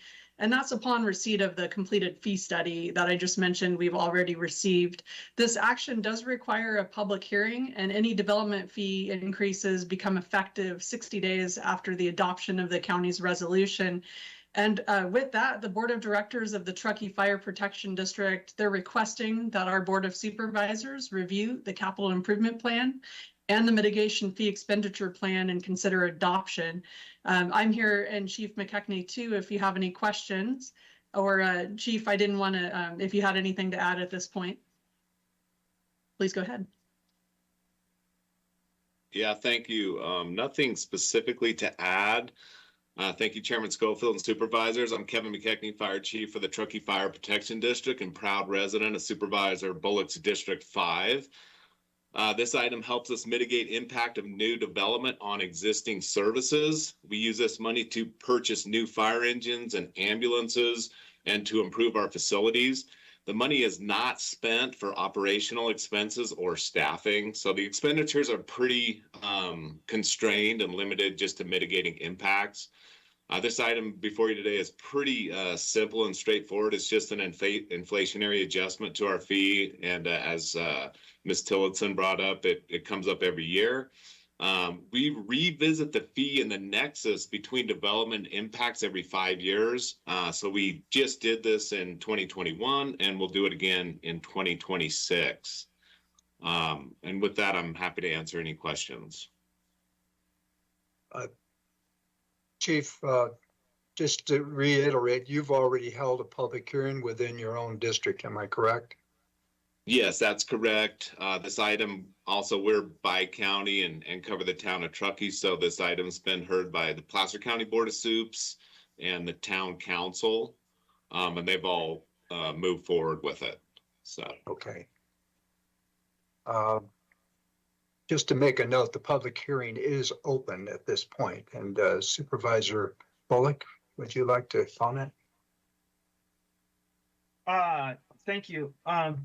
Chief, thanks for being here today and bringing this forward. I remember, obviously, last year we did this as well. I don't have any specific questions. I think the rates are a modest increase considering the CPI adjustment we're facing in the county as a whole, but in East County in particular. The level of development and infrastructure build out on things that do not produce revenue that the fire district can use in paying for capital expenditures. Definitely it is something I think about, and we talked about that when Chief and I and Allison met. And the other piece I'd like to just go on to the record, with there's large areas, high property value areas of Placer County that do not contribute at the same revenue rate as Nevada County. And I just recognize that current Supervisor Cindy Guffson has had a tremendous support in getting the board as a whole for Placer County and supporting making that adjustment and giving the revenue, which is considered to be the fair portion of that part of our community, to the Fire Protection District. And so I just want to say that we're not bearing the brunt of it, but we are having to make adjustments based on Placer County's consumption of revenue that should be going to the Fire Protection District. And so just putting that out there. I think this is a valuable change in the rate structure, and I know that new firehouses and all the equipment in the CIP is definitely going to cost some money over the coming years. So this probably isn't the last rate change we're going to see, and the community's growing. So I support it. and I support the outreach and the public hearings that have been done thus far to outline to our community what these rates and fees and charges mean. So that's what I have on it. And thanks for coming here and being part of the meeting here today, Chief. Thank you, Hardy, and thank you, Chief, again for the efforts already been put into this. So I just open it up. Is there any other members of the board that have any questions or comments? Okay, seeing none. Madam Clerk, are there any public comments on this item? Chair Schofield, there are no written comments and no members of the public waiting to speak. Okay. That sounds pretty good for you, Chief. All right, then I will close the public comment and I will close the public hearing portion. And I will bring this back to the board for a resolution adopting the development impact mitigation fees and mitigation expenditure plan for the Truckee Fire Protection District. Supervisor Bullock? Yeah, I'll make the motion to approve the CIP and the development fee structure for the Truckee Fire Protection District. Thank you. I have a motion. Supervisor Swarthout, I will second. Seconded by Supervisor Swarthout. Roll call, please. District 4? Yes. District 3? District 3, yes. District 1? District 1, yes. District 5? District 5, yes. District 2? District 2, yes. Thank you, board. Thank you, Chief. Thanks for being here. All right, thanks. Thanks for having me. Have a good day. Yeah, how's the weather up there? It's snowing sideways and stacking up. It's stacking up here too, by golly. Yeah. Thanks again, Chief. All right, we might as well just keep going here because the next agenda item is Tricia, I believe. Either that or it's Kimberly who just came on. Yes. Thank you. Thank you, Chair Schofield and supervisors and guests. I'm Kimberly Parker with the Economic Development Office. And today it's my privilege to introduce you to the recently selected by the state of California convener for the state SURF program, which is the Community Economic Resiliency Fund.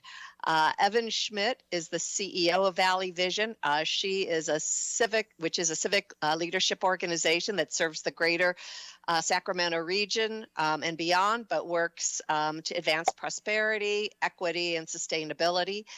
Evan has been with Valley Vision since 2014 and has served as the CEO since July of 2020.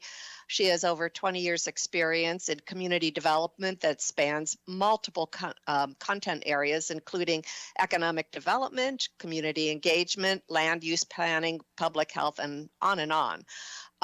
Alana Ramsey is the network coordinator for the Community Economic Resilience Fund program at Valley Vision, and she's been with Valley Vision since June of 2022, working primarily with the SURF program, but also other areas of Valley Vision's projects as well.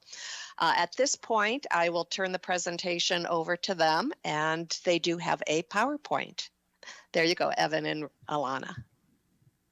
Wonderful. Thank you very much, Kimberly, and thank you, Chair Schofield and supervisors for having us here today. We're really thrilled to be here with you remotely and hoping that everybody's staying warm and dry with today's weather conditions. But as Kimberly said, we're here to talk about the Community Economic Resilience Fund.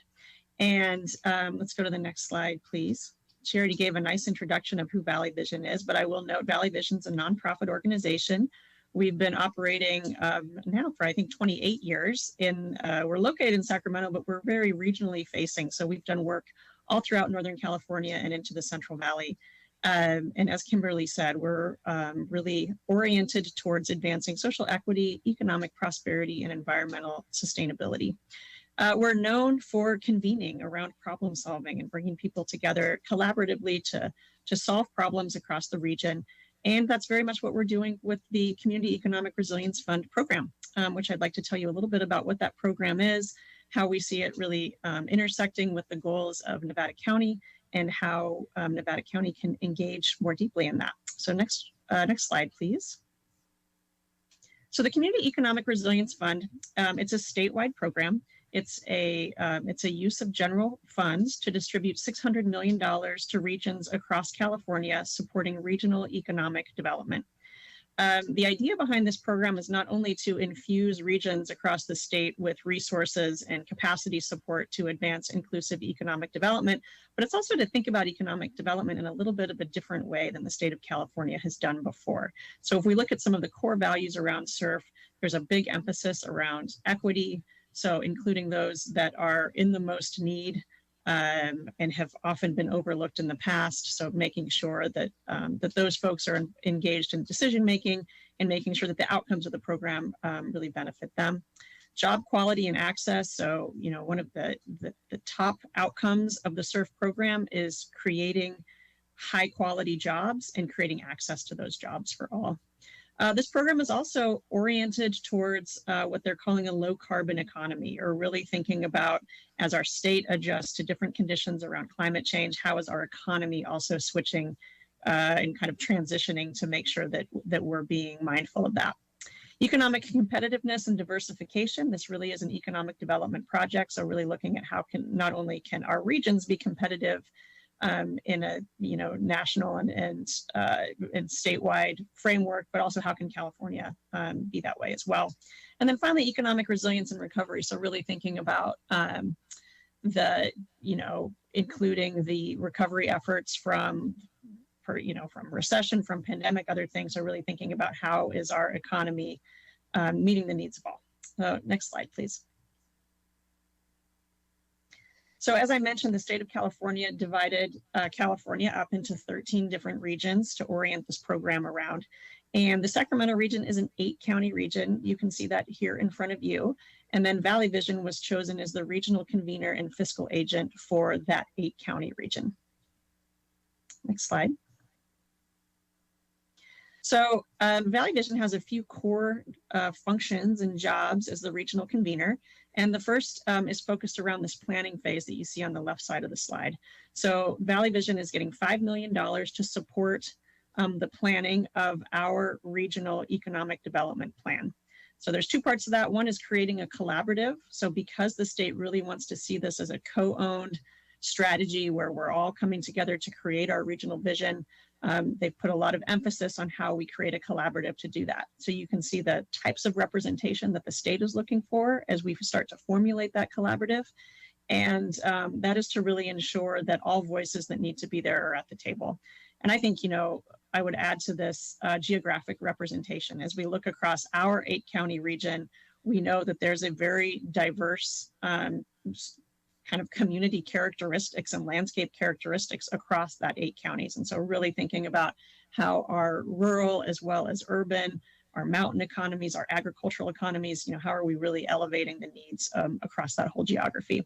And then finally, Valley Vision's job is to create this regional economic plan. So we have 18 months to do this, and this is really an investment strategy for our region. So a good outcome for us would be to have a set of prioritized high impact projects for our 8-county region that we want to get funded through the SURF program, but also to get funded and supported through other means. So we want to be able to have specific enough asks and a clear enough idea of our economic priorities that we can go to federal sources, other state sources, philanthropy, private sources, really thinking about how do we enact the big goals that we all discovered through this process.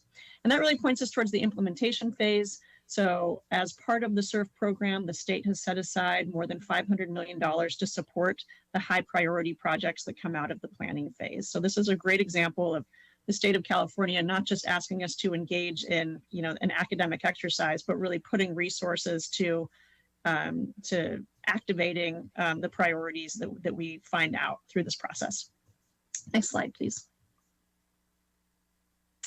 We wanted to, as we come before you today, really think about how does the goals of the program intersect with the goals of Nevada County. And so we wanted to highlight just a few things where we see really clear intersections in ways that this program could help the county really actualize some big goals. And I really want to add here, Valley Vision's intention and the intention of this program is not to ask for anything from the county. It's really supposed to be additive. So we're really coming in with some resources and with some technical assistance and staffing capacity to support creating these big picture economic goals.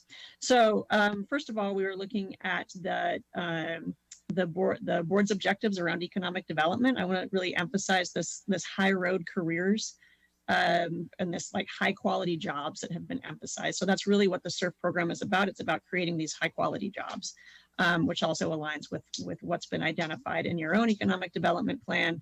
Also looking at things like emphasizing resiliency and entrepreneurship, making sure the infrastructure is built out to the extent it needs to be, and working with federal partners and others to support small business, nonprofit, and tourism sectors. So this is all, if you go back to those goals that I identified, high quality jobs, economic diversification and competitiveness, resiliency, and and kind of making sure that the economy can absorb different types of shocks that have come or may come. And I think let's go to the next slide, because I also want to talk a little bit about the climate resilience goals that you've identified in your board objectives. So looking at creating economic durability, environmental integrity, and public health and safety by mitigating climate conditions.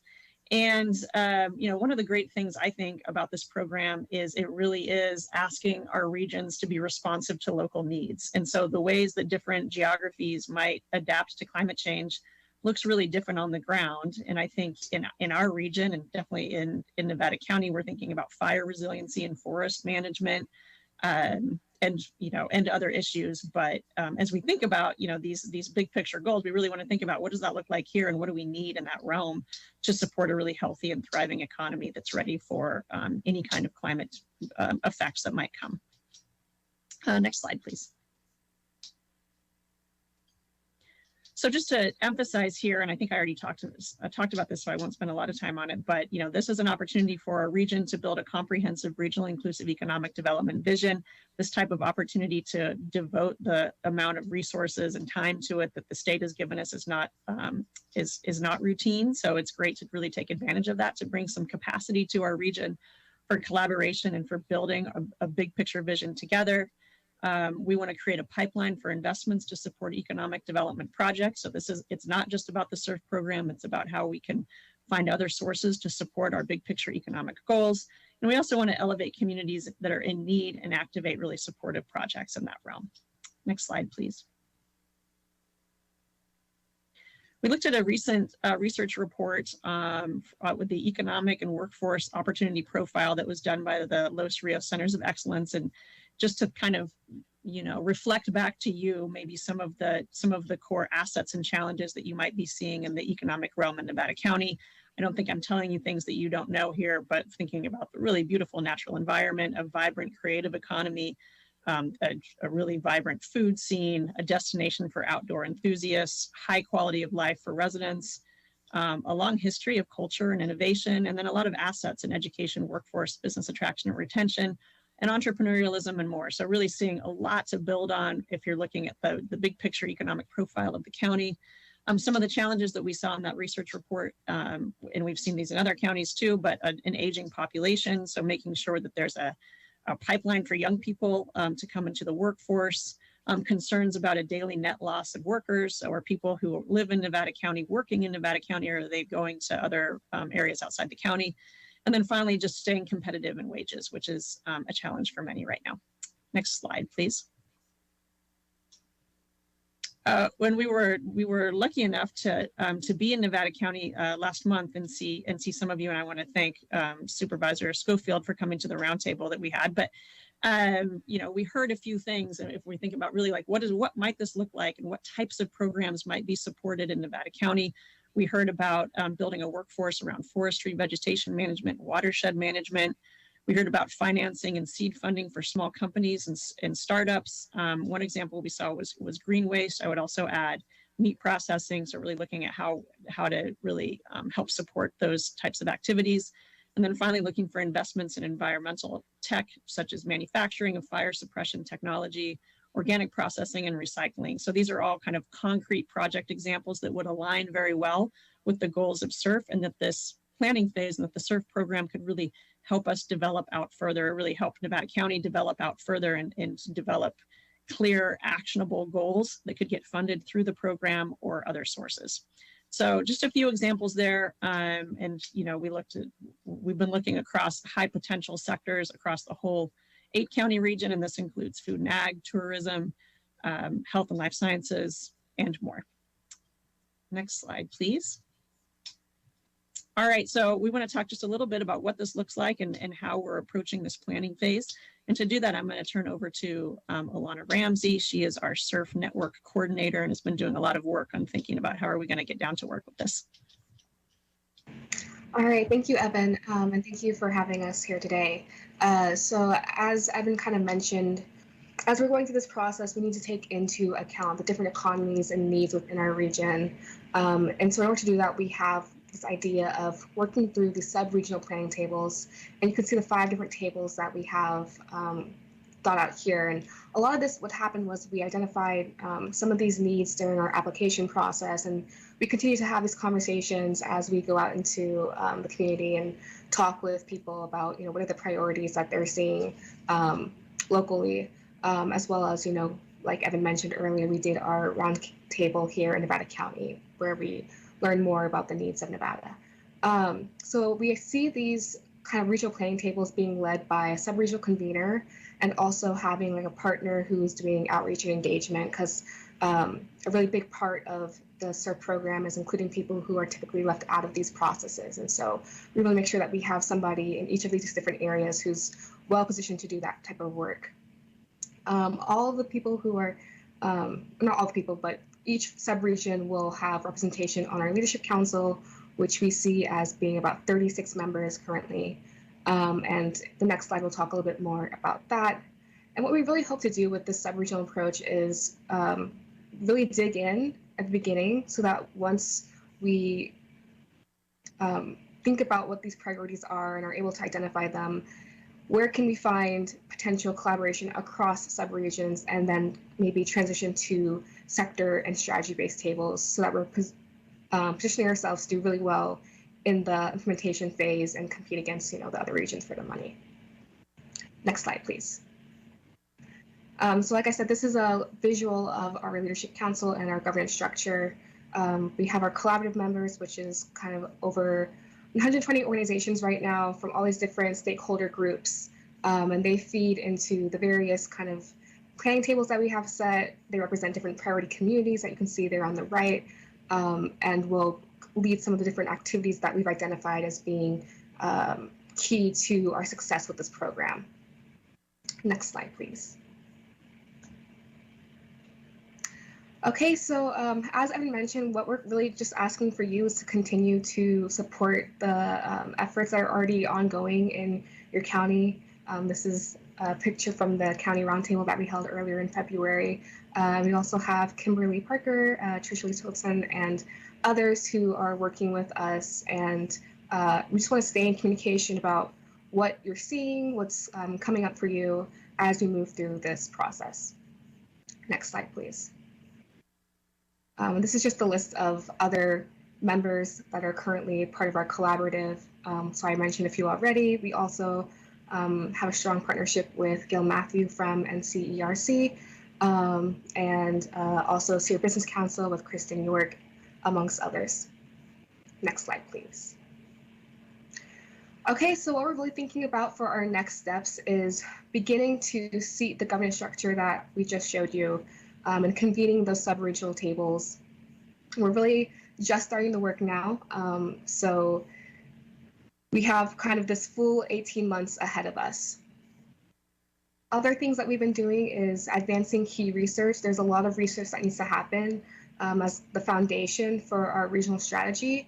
So we've been identifying different assets that we already have, as well as thinking about what new assets might we want to have come out of this process.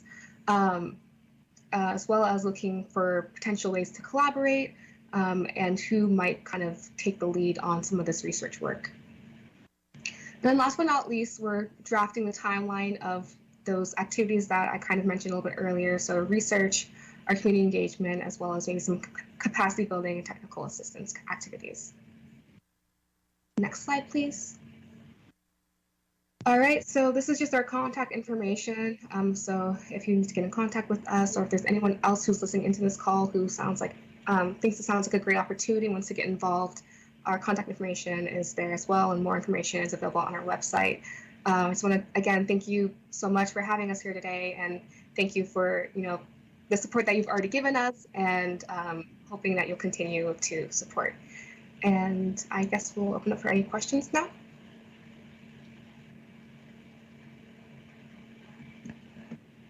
Get back on here. Thank you, Evan and Alana.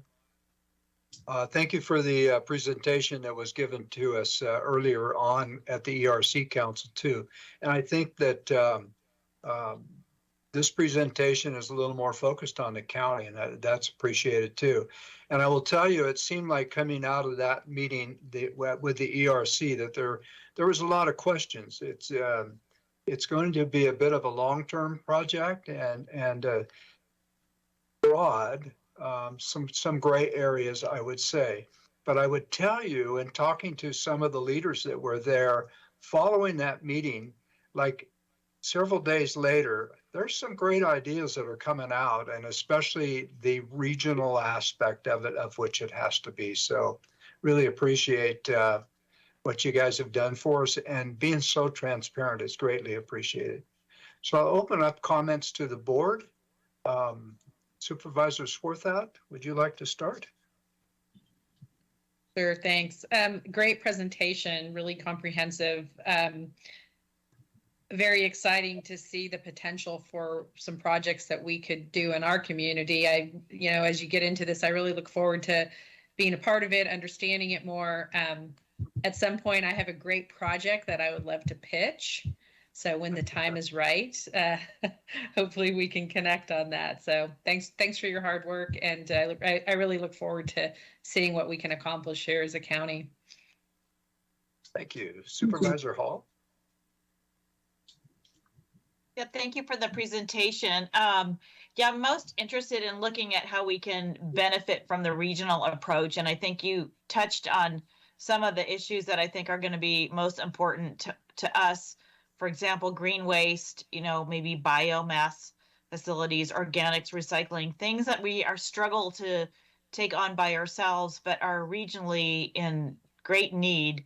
So I think I want to just make sure that you are aware of our board priorities and the collaborative efforts that we already have ongoing, to make sure that there isn't overlap, and that you are, helping to further those initiatives, or taking on a piece that no one else has been able to do. I think that would be very valuable. So thank you. Thank you, Heidi. Supervisor Hook.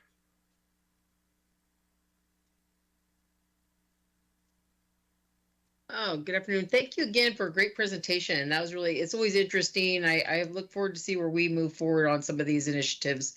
I think there's lots of things that we could do, and especially when you think of the people in your coalition, those are a lot of really important folks in our community. And I think there'll be some great things that come from this. So thank you for being here today. Thank you, Sue. Supervisor Bullock. Yeah, thanks for the presentation. I feel like I finally understand SURF. Like I've heard that term and been in meetings, but your presentation was excellent. It got to the point, and I now understand all the different pieces.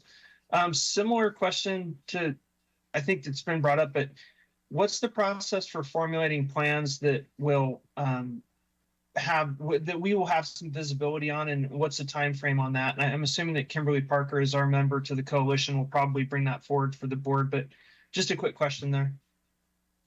Yeah, so as Alana said, we want to start with kind of at this sub-regional tables. So in the next 90 days, we really anticipate bringing together a more localized group that right now we're calling Sierra Foothills, and we can work with you all to kind of figure out what the right boundaries for that is.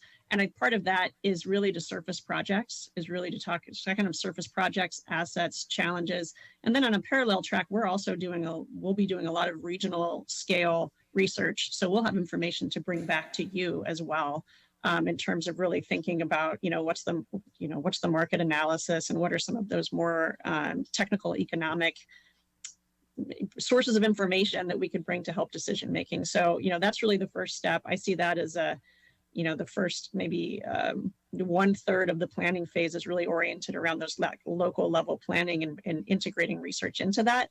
And then my hope is, and to speak to this idea of being connected to the region, we really want to get scale with some big priorities, right? So we want to match up where are there priorities that might come up in the Sierra foothills that really match with whether it's Tahoe or Yuba Sutter or other places, so that we can think about how do we put some fuel and scale to those ideas and make it truly a regional approach. So it's kind of this equally balancing the needs of the more hyper local, but making sure that we are thinking systematically about economic development for our region.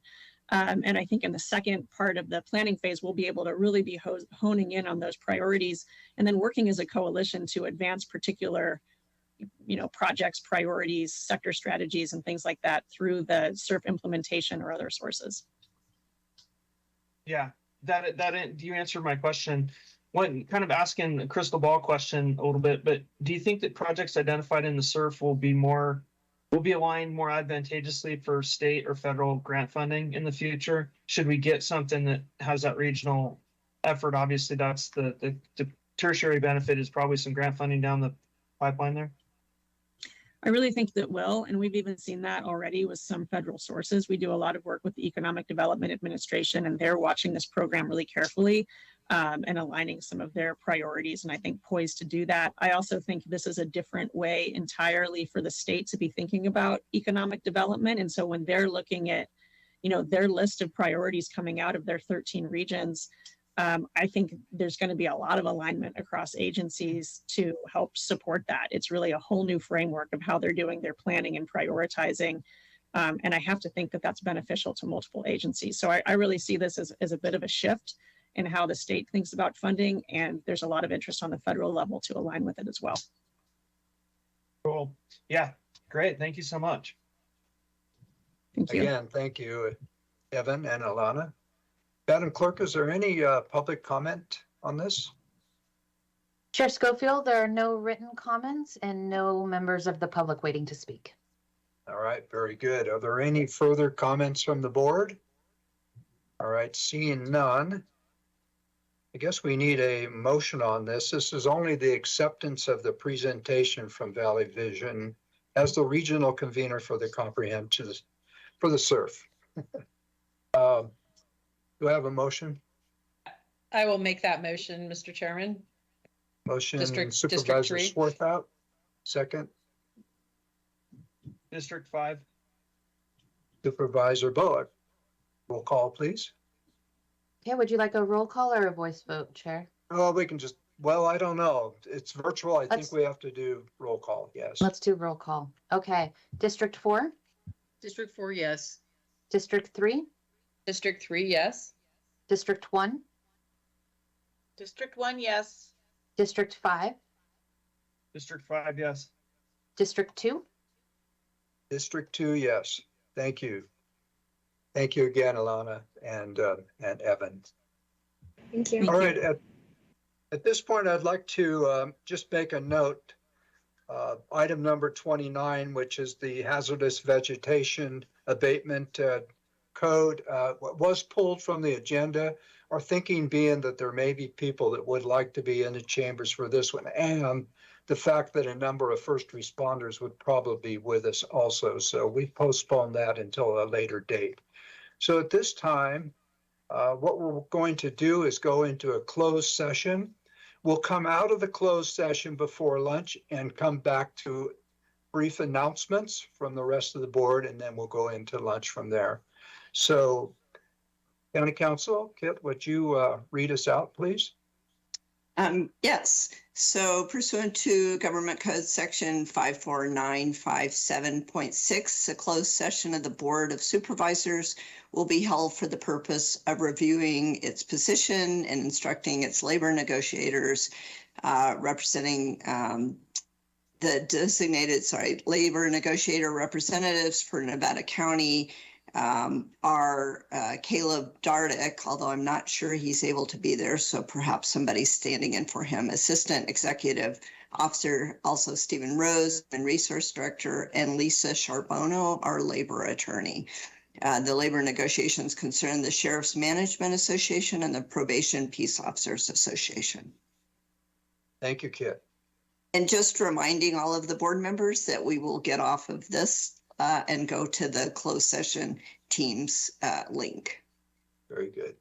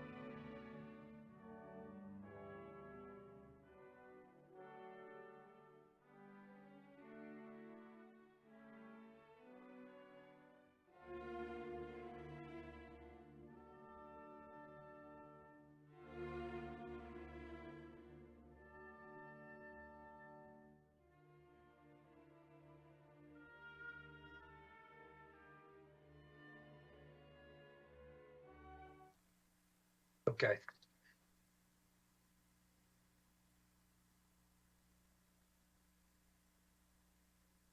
And of course, we'll wait for your colleagues to show up.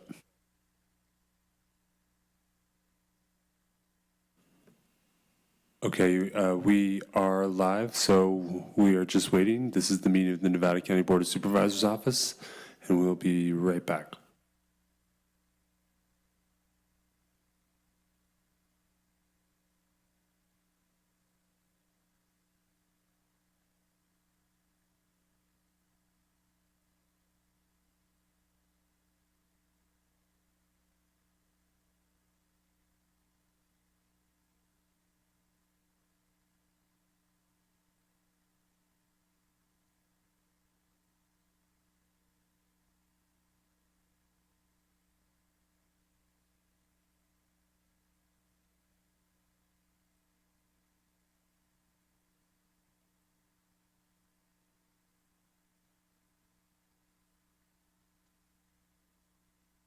Do we have the full board here? I don't think we do.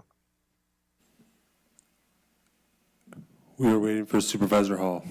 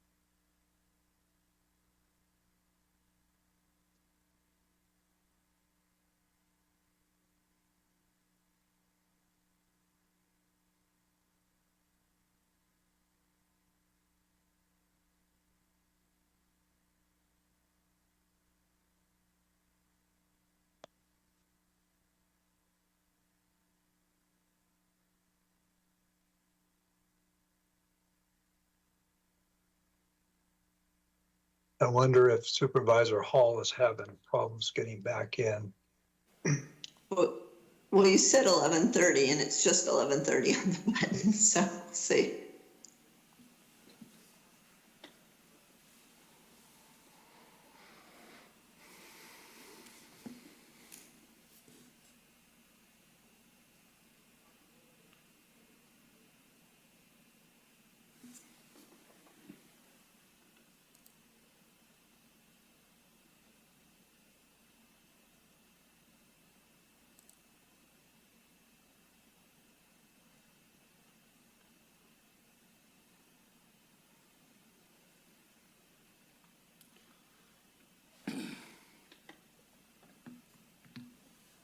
Yay! All I right. apologize. My clock was off. I apologize. Right here. All right. County Council, will you read us back in, please? Yes, Chair Schofield, the board met in session and direction was given to staff. Thank you.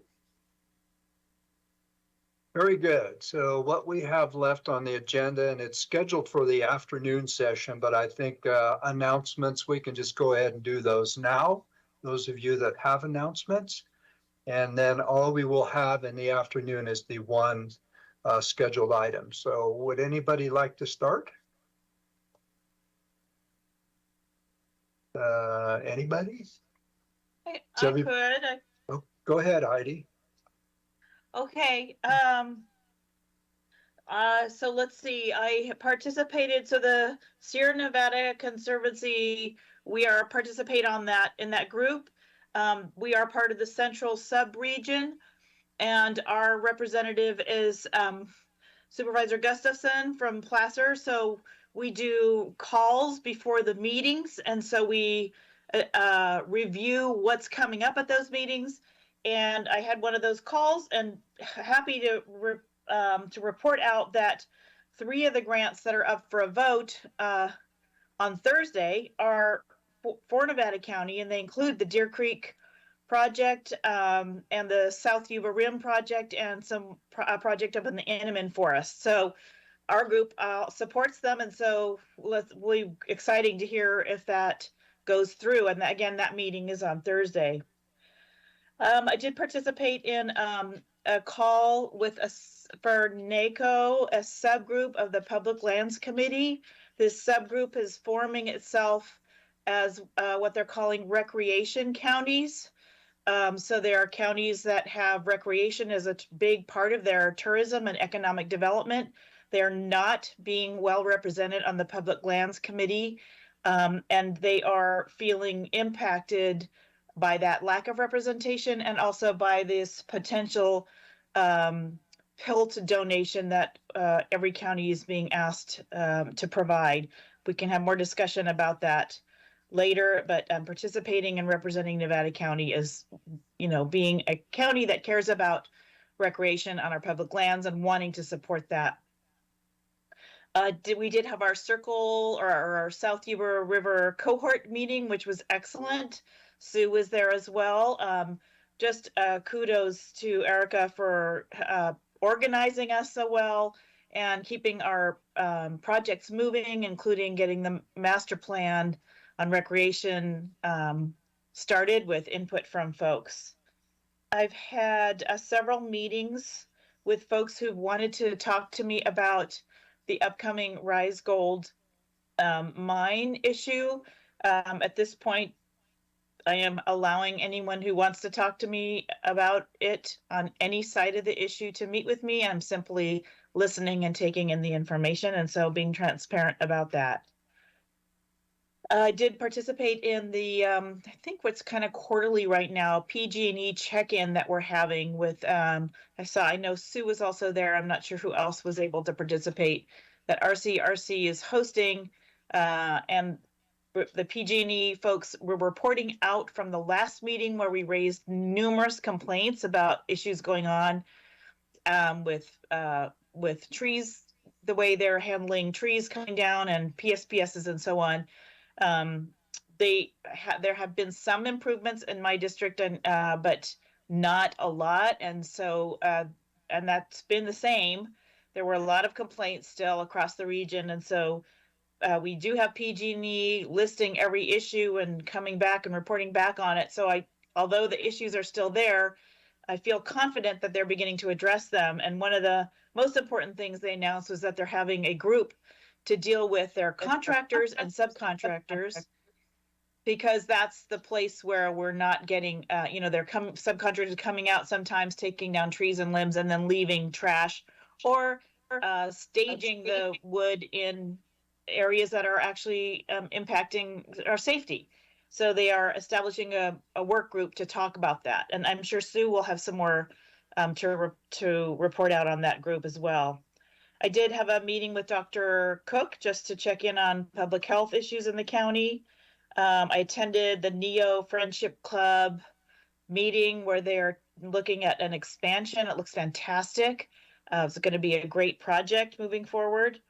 I met with Kimberly and Tricia on our economic development issues moving forward and how they will impact my district and my concerns and issues there. I met with Ryan on the IHSS issues we have with payment, some issues that'll be coming to the board later potentially.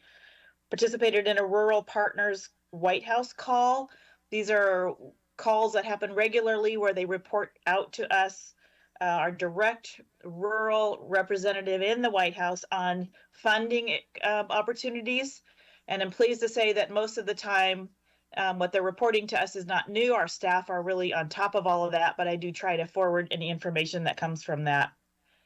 We did have another JEDI group meeting, which was great, and continue to have that group move forward. I participated in our CSAC Ag, Environment, and Natural Resources call to prepare for our next presentation at the next CSAC meeting. And I did speak to a Washington Post reporter on resilience in this county, including our great work on wildfire, on some of the wildfire work we're doing. Don't know if that'll turn into anything, but anytime we can get positive attention to our county on the good things we're doing, try to support that. And I think that's it for now. Thank you. Thank you, Heidi. Lisa? Great, thank you. So I attended my first Regional Housing Authority meeting a couple weeks ago. Thank you to Supervisor Hook for driving me over there, and got to see some parts of Yuba City that I've never seen before. So Sue's a great tour guide. I also attended my first Area 4 on Aging meeting. It was virtual, but next month it will be in person. So I look forward to meeting that group down in Sacramento on March 10th, I believe. I did attend 2 days last week in Sacramento for CSAC new supervisor training. It was very informative. I learned a lot. I met their whole lobbying team from CSAC, all really great projects that they're working on and explained to us. I just want to say I'm very appreciative for the relationships that I have with my colleagues here and also with our staff, because it's not the same in all counties. And I heard a lot of different stories about some challenges that some of our colleagues have in their communities. So I wish them luck in moving forward and making positive changes in their communities. I also had the opportunity to attend the City of Grass Valley's Capital Improvement Project plan a couple weeks ago. And one of the outcomes of that was for our partners with the city, with our dispatch. I set up a tour with the sheriff's office so that they can actually come over and see the new dispatch center as well. So they're excited about that. But you at that meeting, there's several issues that I believe are pertinent to the county and the city, and hopefully we can work jointly on some of them. I look forward to sharing that with the rest of you as it comes forward.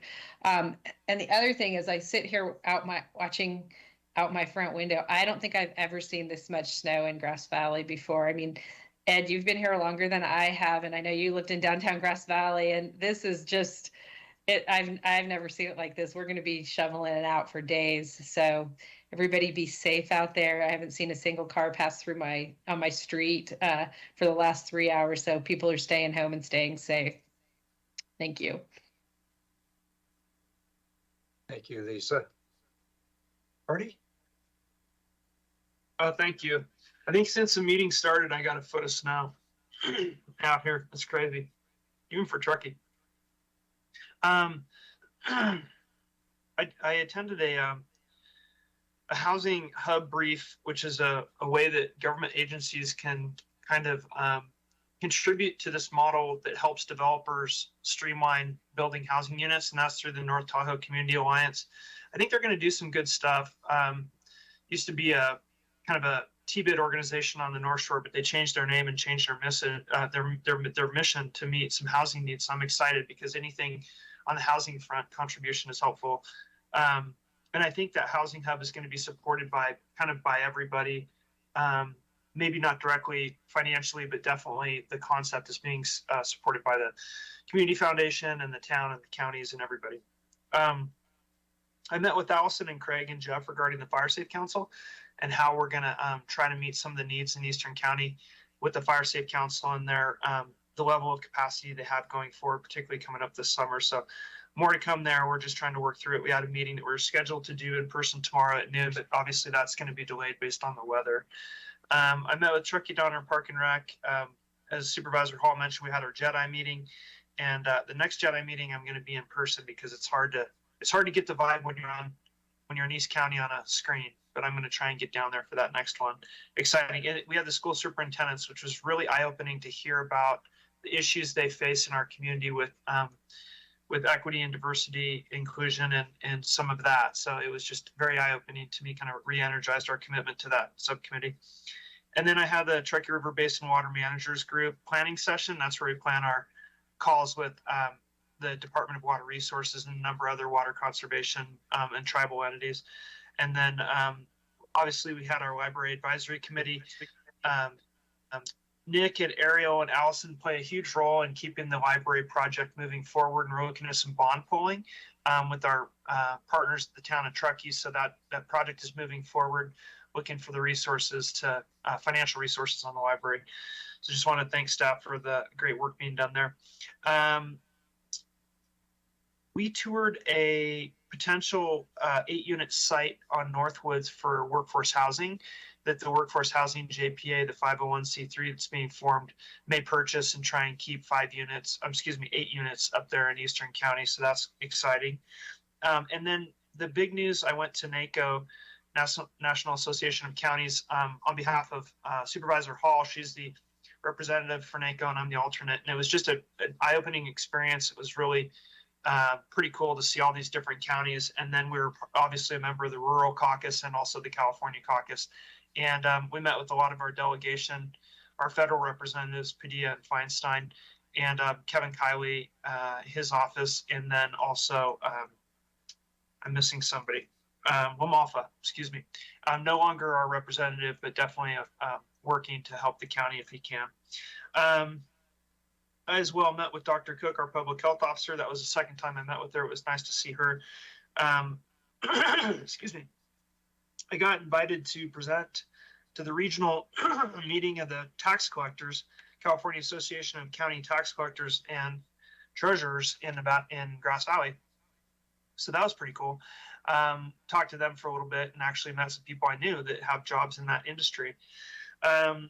We started planning for our next part of Gold Ride, which is our teen mental wellness ride, and it's going to be pretty exciting. It's October 7th. We're looking for different contributors, partners. We're hoping to get about 500 riders. I think we had about 225 riders last fall, and now we're going to hopefully pull in about 500. So that's quite exciting. We're going to move over to the lawn, which is pretty cool, and get some food trucks and things like that. Supervisor Hook and I sat down with SR, our LAFCO executive director, and talked a little bit about the situation with Penn Valley Fire. I learned a lot. It was great to have Supervisor Hook on there. I didn't know all the detail about that issue, but I do now, being a LAFCO member. We had our AQMD meeting, Chair Schofield and we did adopt the ozone attainment plan for Western County, which is a big deal. It's been worked on for quite some time. So that was our AQMD meeting yesterday. We got to go on KNCO, talk a little bit about what we're doing with the county. And we had a high school student in there that's a Nevada County intern. It was excellent to have her on there. And Allison did a great job as usual. Continuing to meet with the budget subcommittee, learning a lot about the budget. And all the intricacies that go into making that work. I do feel like I have an advantage because I don't know a lot about the budget, and then you get to see it and understand it in great detail. So I'm thankful for that. Ariel and I attended a meeting with the town of Truckee where we talked about kind of all things green. So the Climate Transformation Alliance, what our resiliency objective means, and how the town and the county can work together to promote some of those initiatives and kind of where we cross over. The town of Truckee is really on the cutting edge with a lot of that climate protection, environmental protection, conservation measures. So we can learn a lot, hopefully not have to reinvent the wheel. We met with Judge Yvette Durant a couple of days ago and sat down with her, talked a lot about community justice and the community project that she's working with our district attorney on. We talked about the lack of public defenders. When public defenders conflict out of a case, they have to bring in special counsel, and it's very hard to find them. So the justice system is a little slowed from that respect, but we talked about really the limited funding that the court system has in Truckee in particular, but she's very supported from the West County, and it's refreshing to hear what she's doing on the community justice side of things. Had a solid waste meeting for a fee modification in Eastern County. It looks like the fees are probably going to keep pace slightly below what the CPI index for that period of time, 2012 to 2042, I think is what is being looked at, if I remember correctly. Maybe I have the last date wrong, but yeah, we're looking at a fee change. We're going to do some community outreach and public hearing on that in the next month. And then thank you to Kit for working through the Hurstdale high water mark, the Fish and Game Department of Wildlife and Fish and Game, something like that, did indeed let us know that our interpretation of the high water mark and the use of that is essentially is what we think it is, which is you can have public access to a river below the high water mark. And I'm not going to speak anymore because I know Kit doesn't want me to say anything at all, but it is important to Hurstdale and all the other issues going on in that community. There's a lot of constituent issues right now, calls from AT&T, snow removal in different areas, dealing with that. And then our CCC meeting is again tomorrow morning, and it looks like we have a great agenda. The last agenda was almost entirely consumed by conversations about traffic jams and who's responsible. And then I will mention, I got invited to KTKE radio and sat on there for about an hour and 30 minutes with Supervisor Gustafson from Placer County, answering a number of questions about traffic congestion, roads, and peak period impacts, which continue to be a pretty challenging event here in Truckee. So that's it for me, and thanks for giving me the time to relay that. Thank you, Hardy. Sue. Okay, great. So, well, some things you've already touched on, but let's see. I met with the roof, which I just want to throw out again for staff. This is always so helpful because I have meetings a lot of times with constituents and different folks that I can't answer questions for, and they're always so quick to give me answers to be able to help with the folks that I'm dealing with. So I just met with the Wolf Road Association chair, and they had some big questions about development and a lot of things that were going out there. And it was really good to get to meet them because, you know, they have a CSA, so it's a maintained road by their group, but yet the county does the work out there. So I had a really fun meeting with the Gold Country Disc Golf Association. They were very interested in our recreation master plan that's going on. And already Erica was working with some of them and another one, and because they're really interested in having a new disc golf activity that could happen up maybe in North San Juan, and looking at how you do with public land. So kind of shifted that to them, and we'll have some more conversations. Had no idea how active they are in our community. It was amazing. They gave $2,000 to our United Way with a disc golf contest that they have. It just was great. It was fun to meet a whole different bunch of folks in our community. I had a fantastic tour of the dispatch center, something that was long overdue. It was very, I mean, my heart feels full to see our dispatchers over in a place that actually is a functional a building, and it just was great. Had a tour of the whole juvenile hall and the ideas and how we're going to reuse that building, and really supportive of some of the work that's being done. I had a good meeting with Yolanda from Assemblywoman Daly's office, just some of the things that I have issues with fire funding for local districts, some issues that were going on in the background for, doesn't have anything really do all the way at the county, but with our fairgrounds and how we need to work with getting board members. So that was a real good meeting, and just other issues that we have in general and want the Assemblywoman to be aware of. I had a fun day on a holiday. I judged a Sierra Butte sectional contest for Future Farmers of America. It was a lot of fun. There's some amazing kids. I did the extemporaneous speaking contest, and that's an amazing, they give you a topic and you have 5 minutes pretty much to write, or I think they give 15 to come up with your talking points and then be able to ask the extensive questions that were asked. So a lot of fun there watching all those young people, and I know that some of those will be some of our leaders in the future for sure. Our cohort meeting was back in person, which was really kind of nice. We had and there was some remote to that, but really looking at what our planning is going to be for this year. We're going to have some high water issues, and so talking about how we're going to deal with that and get that messaging back out there. Our same issues that we do have, with the toilets and parking and coming up with some different ideas and being innovative of how we're going to manage that, and how important that our river ambassadors have become.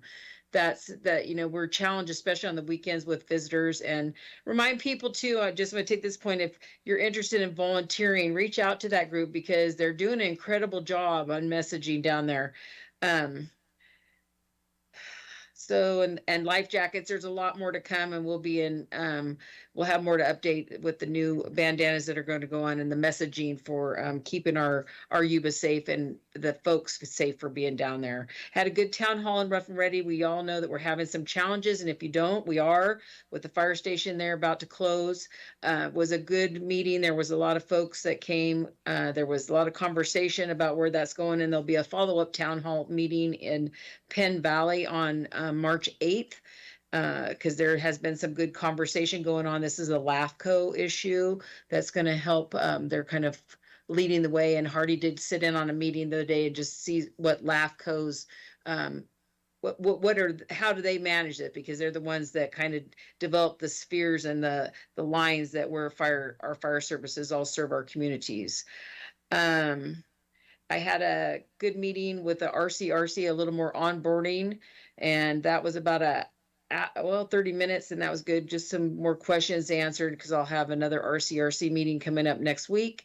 I did meet with Dr. Cook, and that was nice. Just catch up, just see where we are, what's happening in our community, and how she's feeling about being here in our community. I thought it was a really good conversation, and her and Aaron were there, who is filling in right now since Jill Blake has retired. So it was a really good meeting, and it was good just to have that face-to-face conversation again. Regional Housing Authority, I did go down. I'm really excited. Cash and Field is going to have their ribbon cutting, and that's coming up. And I love how that collaboration works between the cities, the county, Regional Housing Authority. I'm really excited to see that happen. So, and our RCRC follow-up meeting is coming with PG&E. Heidi was there. There was a lot of good conversation. I do think they're making some headway in things. I'm not going to say it's perfect, but changing this whole vegetation plan is really important to how they work. I'm a little still concerned that, they keep putting out, well, if we do vegetation, what's that going to do to rates? Well, the ratepayers didn't cause the vegetation problem. So I'm kind of back to that. Like, you got to fix this, but why they're all being punished still and still not having the service that they deserve. So I think there'll be a lot more conversations for that to follow up. Let's see. I had a good meeting with CDA and some constituents on ideas for code compliance. It was very interesting. We sat down, we listened, and took notes, and that was good. Tricia answered a lot of questions, and then of course we'll move forward with some ideas. Had another town hall meeting in Penn Valley. It was really good, just about the community and what's going on there. NID spoke, talked about our parks. Nancy Pierce spoke to Western had our park district and some of the changes that are coming down there, and there were some thanks there, especially for the funding that's coming down from the grants and the work that the county did to help with that. Had a meeting with CDA and Thoroughbred Loop folks, and again, kind of clarifying what those road agreements are when you maintain your road, but the county does the work. Was really good.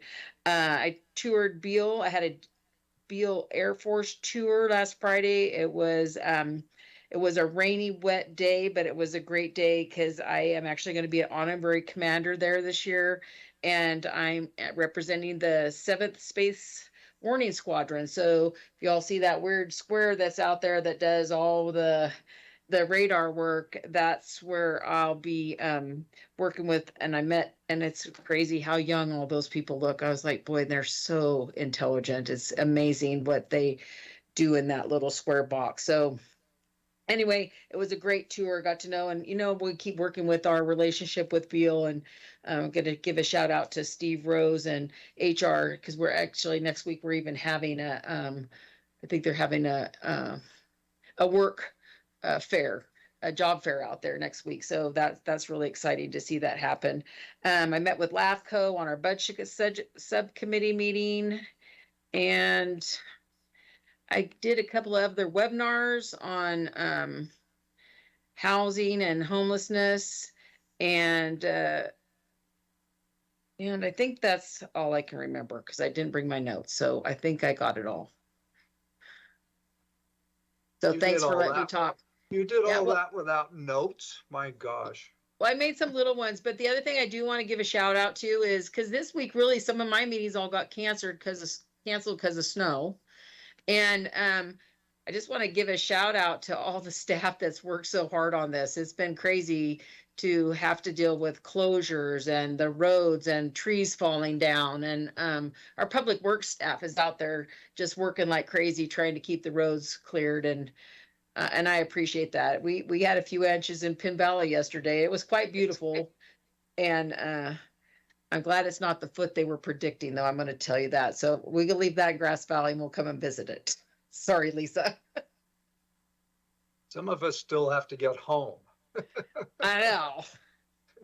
So what a All shout right. out, though. I'm in my beautiful library in Pin Valley with this wonderful service. So if you haven't been to that's Pin Valley great. Library too, come and check out our library. It is a great facility. And Nick and Stephanie, they made this happen for me this morning. So really appreciate it. Great. All right, your time's up, Sue. All right, very quickly. I did meet with a member of the Sphere of Influence Committee from Lake of the Pines and questioning and some suggestions what we might do with a piece of property that is owned by the county that we picked up through a tax case between Lake of the Pines and Dark Horse. It was actually part of the Dark Horse project. So we'll be following up with that with Brian Foss and just what our obligations are to that land down there. Just so you know, I had a lunch with Mr. Durkins, who elected not to attend the meeting that Sue and I had with Mr. Wolf and another person there. So just kind of staying in contact with him. Some of the other stuff are committees that as the chair and the vice chair we're committed to go to, the capital facilities, budget subcommittee, and those. Want to mention the KNCO segment that we did on President's Day. I really can't remember the young lady's name, our high school intern that kind of coordinated that. She put that all together and it was really great. And I'd like to pass on my thanks to her for putting that on. And I think kind of the highlight, Hardy kind of mentioned it, was that we kind of went to Hardy's trip to Washington, D.C. and what we were able to accomplish there and the influence that we had, in particular on the Farm Bill that is coming up. So thank you, Heidi. I'm sorry you missed that one, but thank you, Hardy, for picking up the ball and doing that there. An ERC executive meeting. And it is the next meeting, which will be this Thursday, will be focused on recreation. And we've got a representative from the county will be there and also a representative from the city of Grass Valley. There may be others there also. And Lisa, just so you know, my trip was canceled, but I'm happy to let you attend in my place if we can discuss that, okay? I also met with Dr. Cook. That was great. Did a mayor's and managers breakfast, the first one we were able to have. The first one in January was canceled because it was in Truckee and we pretty much couldn't get up there. So it was nice to meet all the new mayors and I'm new myself to it. So that was an excellent meeting. And finally, the South County MAC met. And as you know, not South County, the Greater Higgins Area MAC, my apologies. That has gone through, the area plan has gone through the Planning Commission. It went through with a unanimous vote. And we expect it will be coming to the Board of Supervisors. I'm not sure if it's March or April, but it's coming to us soon. So as you may remember, the MAC, my MAC, is set to sunset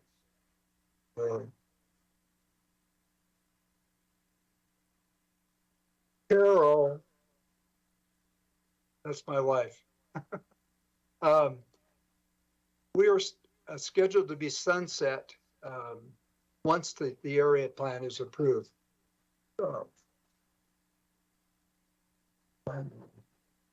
I see a note that it looks like it's March 14th. Does that sound correct? March 14th.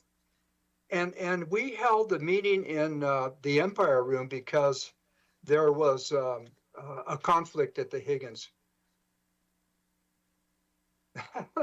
That's my wife. I'll call her back quickly. There is some concerns, not concerns, but that has been an excellent group of people, a wonderful group, and the community has become much involved with it. Even that meeting in the Empire Room, we actually had some members of the community come up, and this was after it had already gone to the Planning Commission. Not in opposition to the plan, but just to listen what was going on. So there is a desire to continue in some form. And I can tell you that at some point, I'll bring this back to you and we can discuss just how it might look. There's no chamber down there. There's no body that really represents the South County like Penn Valley has or some of the other chambers of commerces. So that's kind of my report. And I think we'll break for lunch. And then at Chair that, Schofield, yes. tonight Anderson was the student from Benaya. Missouri. Yeah, that was Allison provided that. Thank you. I just wanted to point that out. She did great. Yes, she really did. And she was on the air with us also. So thank you, Tanaya. All right. So we will take a recess and we will come back on at 1:30.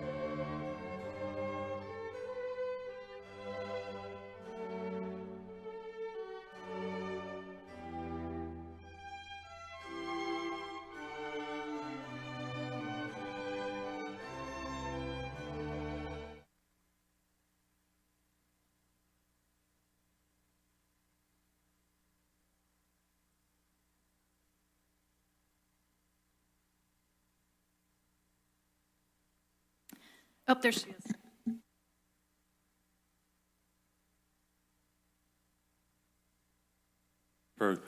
Supervisor Swarthout, you want to do a quick check for us, please? And we are live on there. Sure. Can you hear me? Yes, we can. Perfect. Chair, all yours. Thank you, Jeff. All right. We will reconvene the regular meeting of the Nevada County Board of Supervisors of February 28th, 2023. And our final item of the day is a public hearing to consider a resolution to certify the adequacy of the final environmental impact report for the Nevada County Broadband Program. And I'll turn it over to our CDA Director, Tricia Tillotson, for the introduction. Thank you, Chair Schofield and supervisors. First, I just want to thank Brian Foss, our planning director, and his team for all the effort that went into this project. And unfortunately, he's not able to join us today because of the weather, but I'll do my best to cover for him.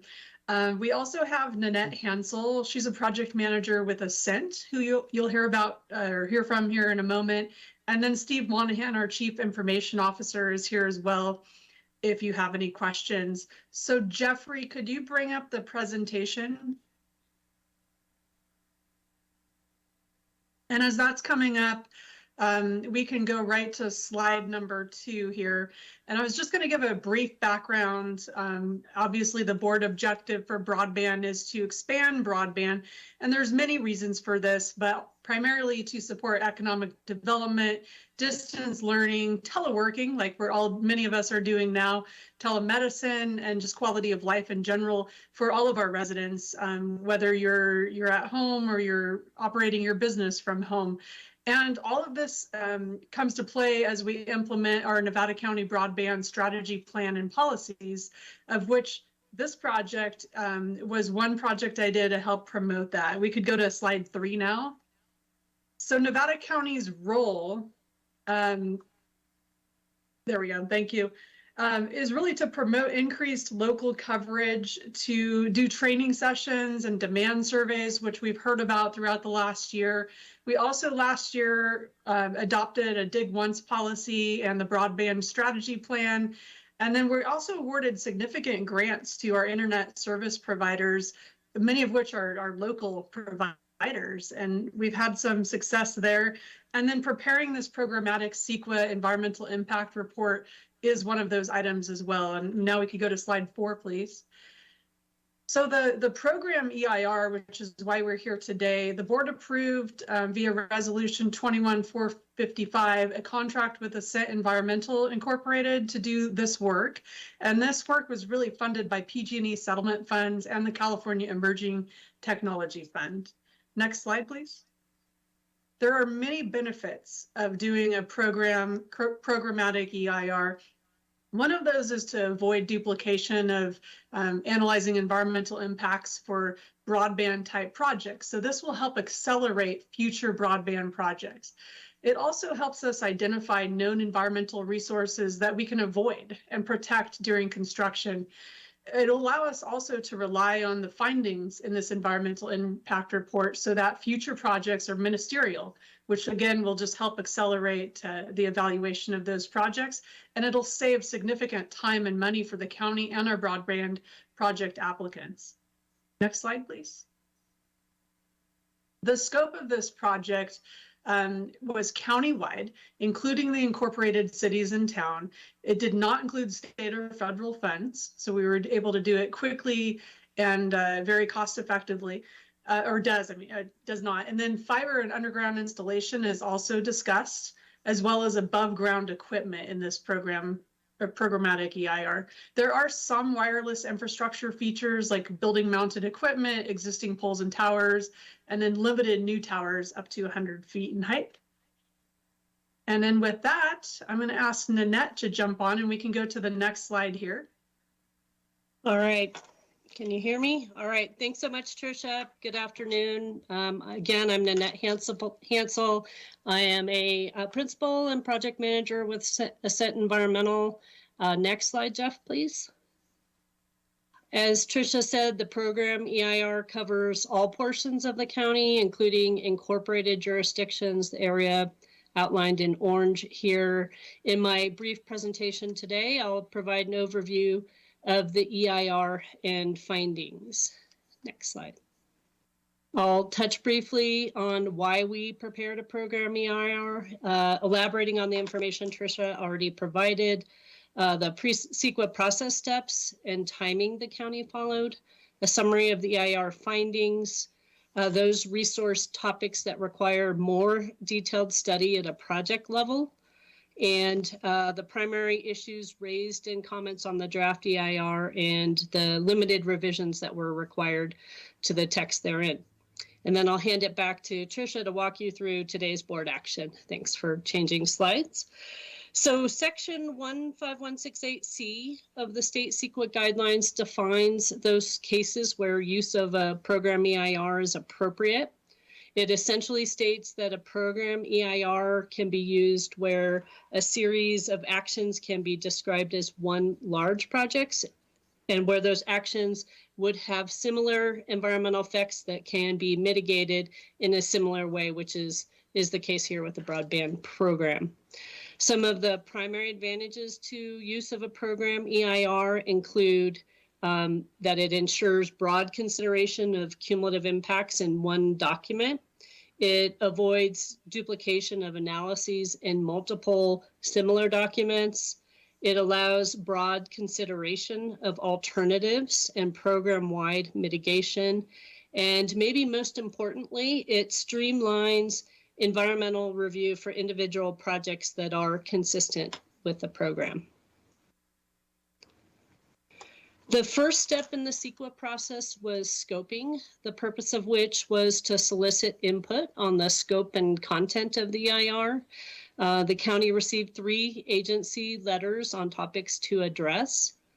Following scoping, the county took to preparation of the draft EIR that was released in September for a 45-day public review period. The county received a total of 24 comment letters, 2 agency letters, 1 from a homeowners association, 1 from a tribe, and 20 public comment letters.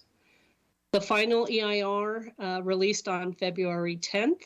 It includes both responses to comments on the draft EIR and some limited text revisions. As part of today's approval package, the county also prepared the required mitigation monitoring and reporting program that identifies things like timing and monitoring responsibilities, and then the CEQA findings document that explains the county's conclusions as to the program's environmental impacts.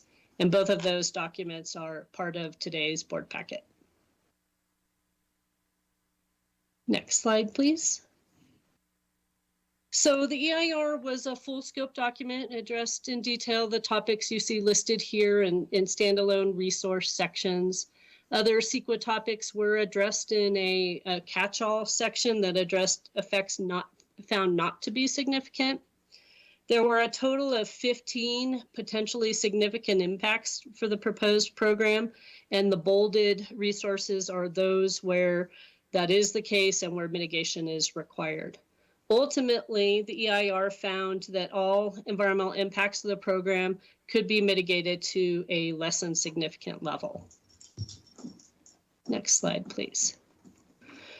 Because the EIR was largely prepared based on desktop analyses, it does leave some work to be done at a project level, in particular for biological and cultural resources.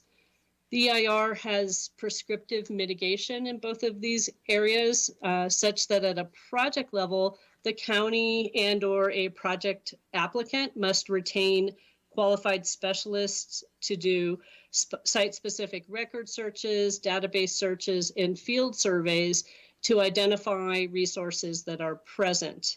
The mitigation includes different actions to be taken depending on those resources. And with respect to tribal cultural resources, pursuant to an AB 52 consultation request, the county has been consulting with the United Auburn Indian community, the UAIC folks on the program. And that consultation has really involved multiple conference calls with tribal staff, agreement on the mitigation measures that are included in the EIR, and importantly, the development of a sensitivity map that will dictate ongoing tribal consultation needs for individual projects. Next slide, please.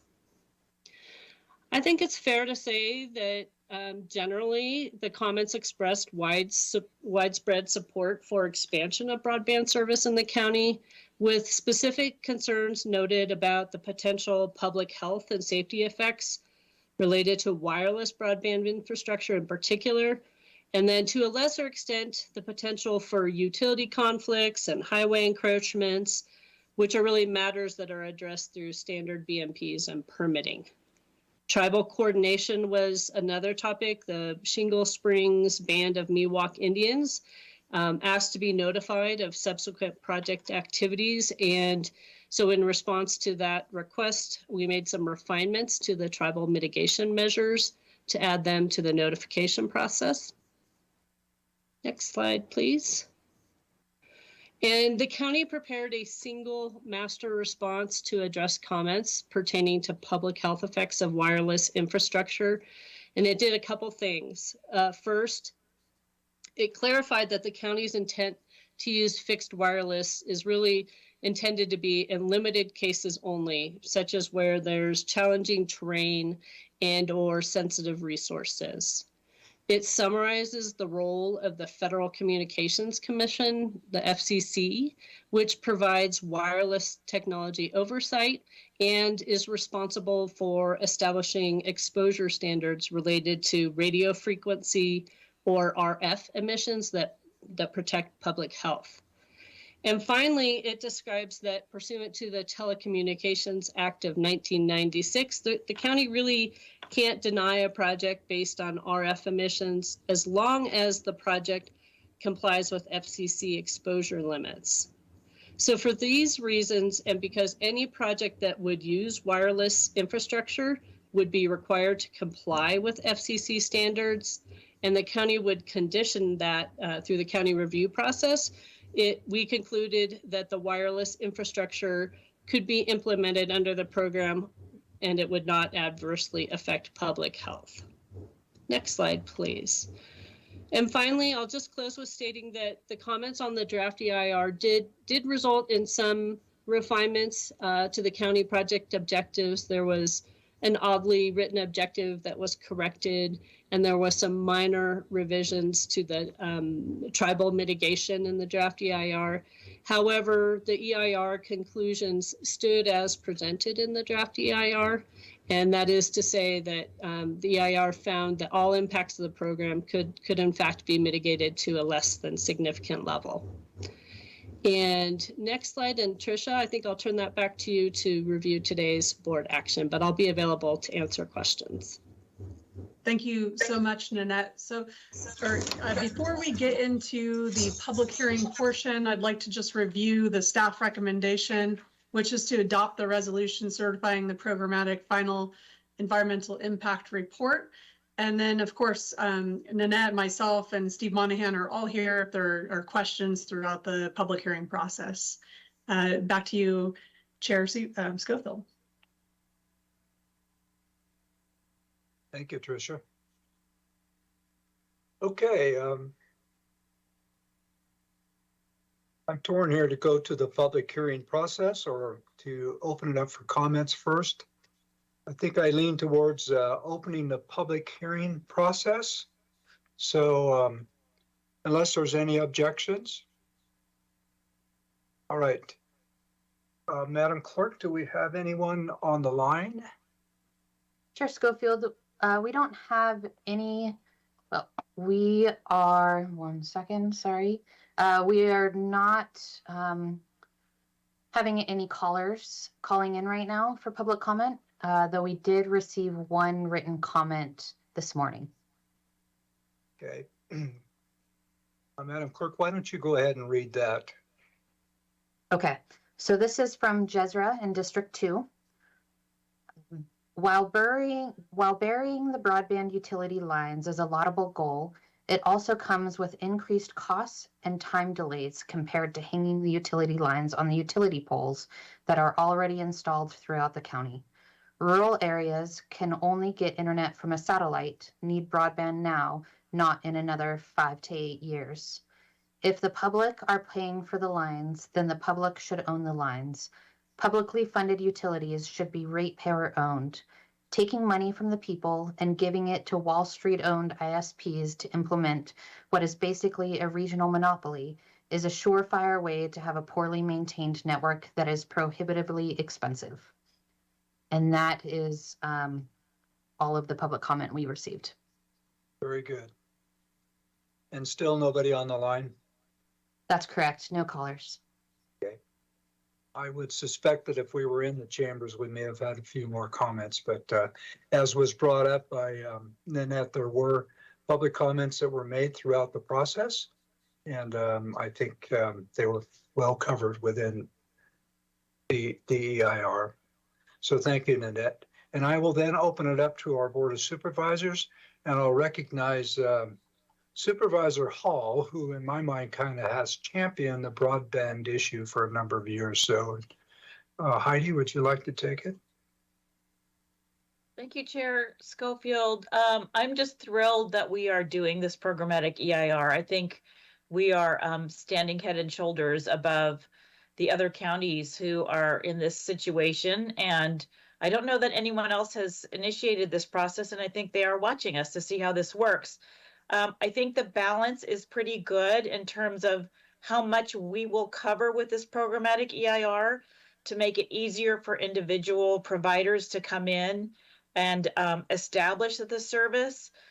I do, there is still some extra work they're going to have to do with in terms of hiring experts. And, that's unfortunate. That's an additional cost. But I feel like we are doing a lot, probably everything we can, by doing this programmatic EIR ahead of time to make it just a little bit easier for those businesses to come in and get established.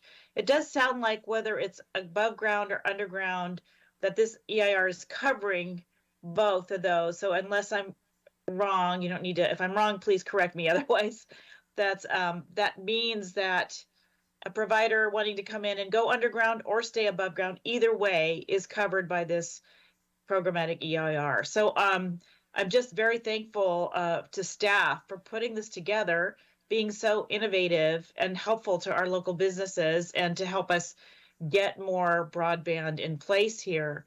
And unless I characterize any of that incorrectly, I don't have any questions, and I'm very excited to have this before the board today. Thank you. Thank you, Heidi. Supervisor Hook, I think this will help your district and my district quite a bit. Oh, yeah, I'm just excited. I mean, I would echo Heidi's comments. Exactly. This is, I feel like this is an innovative movement forward for our county, and we're doing so many things thanks to Steve Monahan and all the team members that are here. So, and that great presentation of it. Thank you so much.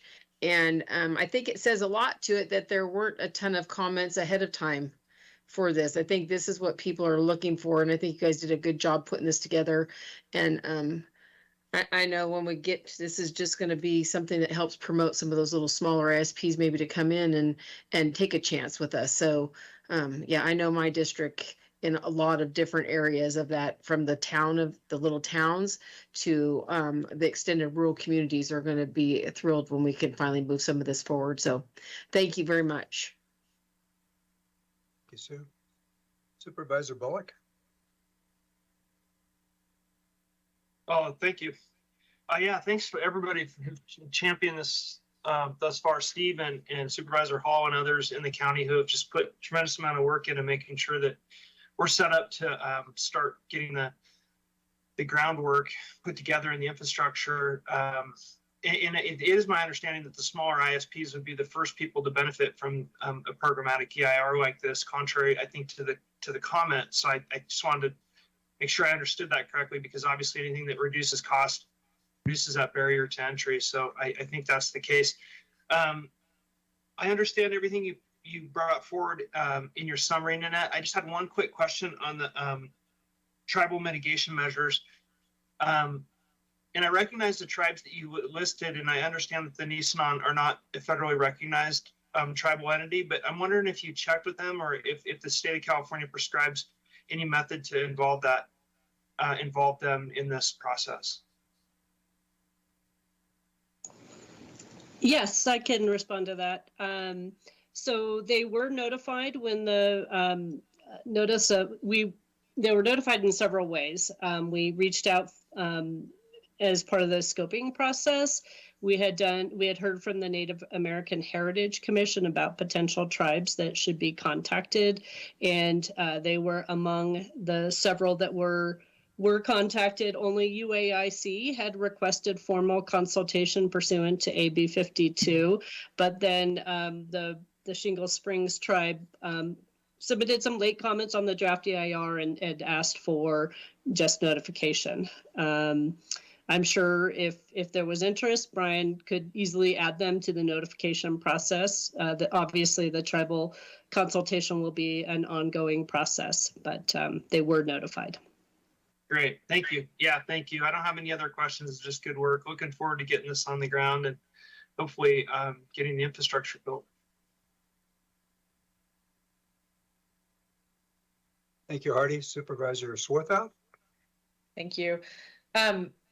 You know, being fairly new, I've kind of watched the broadband discussion in the community, and I really appreciate the proactive approach that we're taking here. Oftentimes government is reactive versus proactive, and I think that this will go a long way, as Heidi says, maybe to be a model for some other communities. So thanks for the work that you've done here, and glad to see that it's countywide, and we're including the towns and the cities as well. I think that that's really important. So I look forward to watching this process and getting people one step closer to having good internet access at their homes. I think today's a perfect example of why you need it. Thank you. Thank you, Lisa. And, Tricia, this does not just give a company,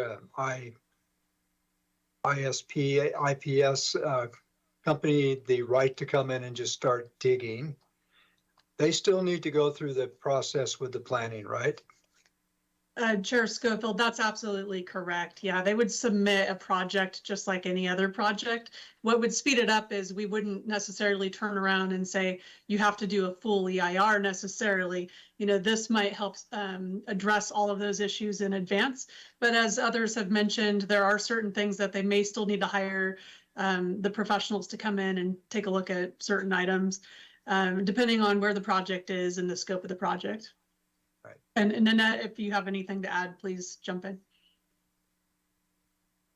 Well, and as Heidi mentions too, the EIR identifies underground and above ground, and yet that would still need to be decided on by our planning process, correct?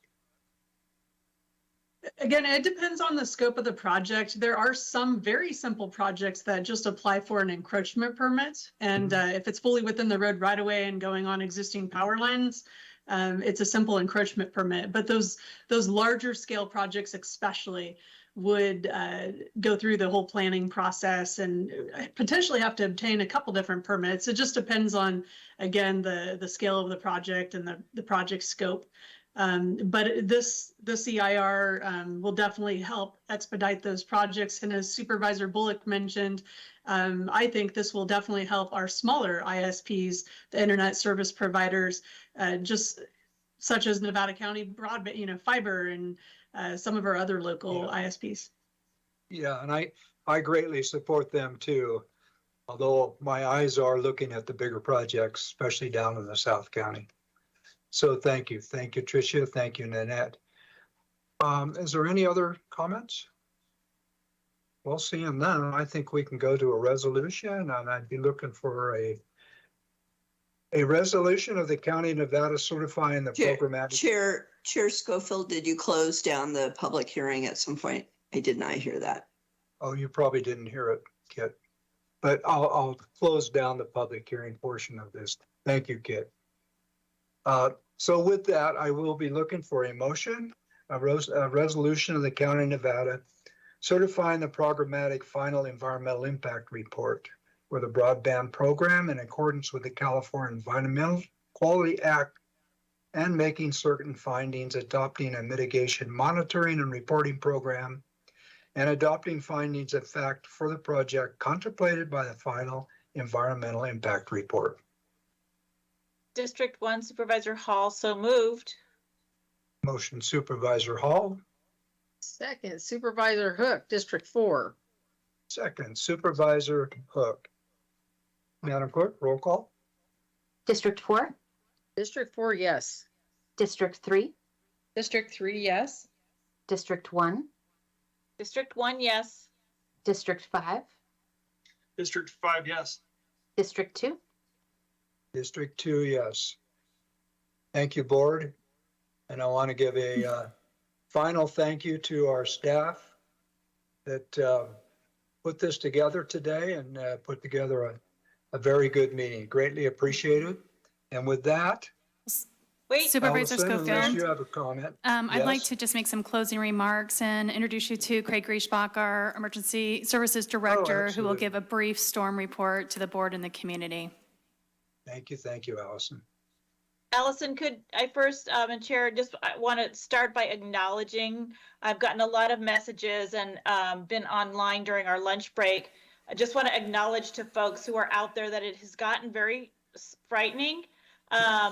In some areas, there are people who are snowed in, who've been out of power for a while, who are running out of gas, we're seeing a lot of trees snapped. So I just want to acknowledge for folks who are still listening, we are aware of what's going on, and there are a whole bunch of phone numbers listed on the County of Nevada Facebook page that people can call in. And then thank you, Allison and Craig, hopefully for a storm update. That was a great one, Heidi. Just, and Chair, if you don't mind too, just remind people, if you can't get on, find all those numbers, 211 connect. We'll get you to all of those things and answer all those questions. So that's the key one to remember, that 211. All right, Craig, it's yours. Good afternoon, I guess it is now. Chair Schofield, members of the board, brief storm update for you. And I just got in here from plowing myself out, so I feel the community for the storm impacts that they have right now. So our EOC is completely open and staffed. All branches of our teams are working on triaging problems, working on sheltering needs, clearing roads for that coordination and so forth. There's about 13,000 households without power with 80 outages, as I checked about 30 minutes ago. This is second in the state. PG&E is out in full force. They did staff up prior to the storms, so they've been out in force repairing lines and addressing needs as they arise, as well as helping Public Works clear roads where that has involved lines as well.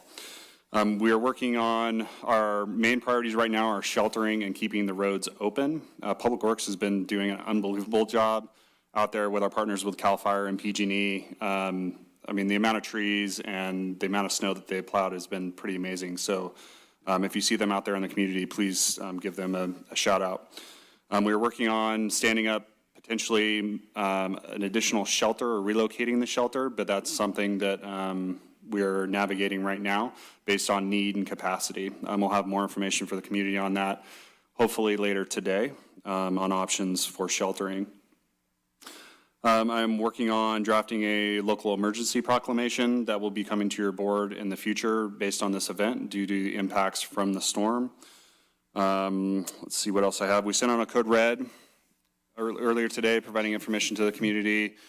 Please check on your neighbor. That is one of those things that is one of your biggest assets out there in the community. I know the neighbor in the front of my property, we've been in close communication and helping each other out, whether that be with fuel for generators, firewood, food, or whatever that may be. As Supervisor Hook mentioned, your resource is 211. If you have questions or you don't know exactly what you need or where you need to go, they can connect you with resources and information.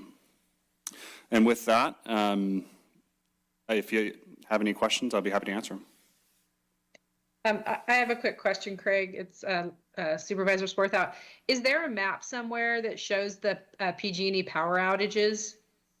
Yes, if off the top of my head, I don't have the URL, but if you just Google PG&E outage map, you can go in there, you can look up your address, you can zoom into different areas of the county that'll show outages and how many people are impacted. Okay, thank you. Yeah, I want to give a shout out to Ubinet, who's also been reporting on the outages, and she may have a map up. And I just want to, there's mentioned that on our County of Nevada web Facebook page, there's information about which roads are closed. There's a phone number to report down trees on county roads, which is 265-1411. And then there's the 211 for urgent needs, 911, obviously if it's emergency. I think that was the only other phone number, Craig, that I saw on there. And again, nevadacountyca.gov/storm info for updated information on county roads, shelters, and power. I want to make sure people. Yeah, Supervisor Hall, just to go over some of the road closures right now is Burma Road, Red Dog and Murchie Mine Road at the intersection, Red Dog and Bridge Lane, North Bloomfield, Gracie Road and Catherine, Pasquale and Red Dog Road, Madrona Way and Banner Lava Cop Trees Down, Ridge Road and Echo Ridge, and Willow Valley and Scotts Valley Roads. And as Supervisor Hall mentioned, you can report down trees to county roads by calling 530-265-1411. Okay. No other questions? Very good. Greg, thank you so very much. Please pass on our thanks to your team for all the work they've been doing out there. And Tricia, your team too, if you're still on there. All right. Thank you. I believe we can adjourn this meeting. Thank you again, board. Thank you, everybody. See you later.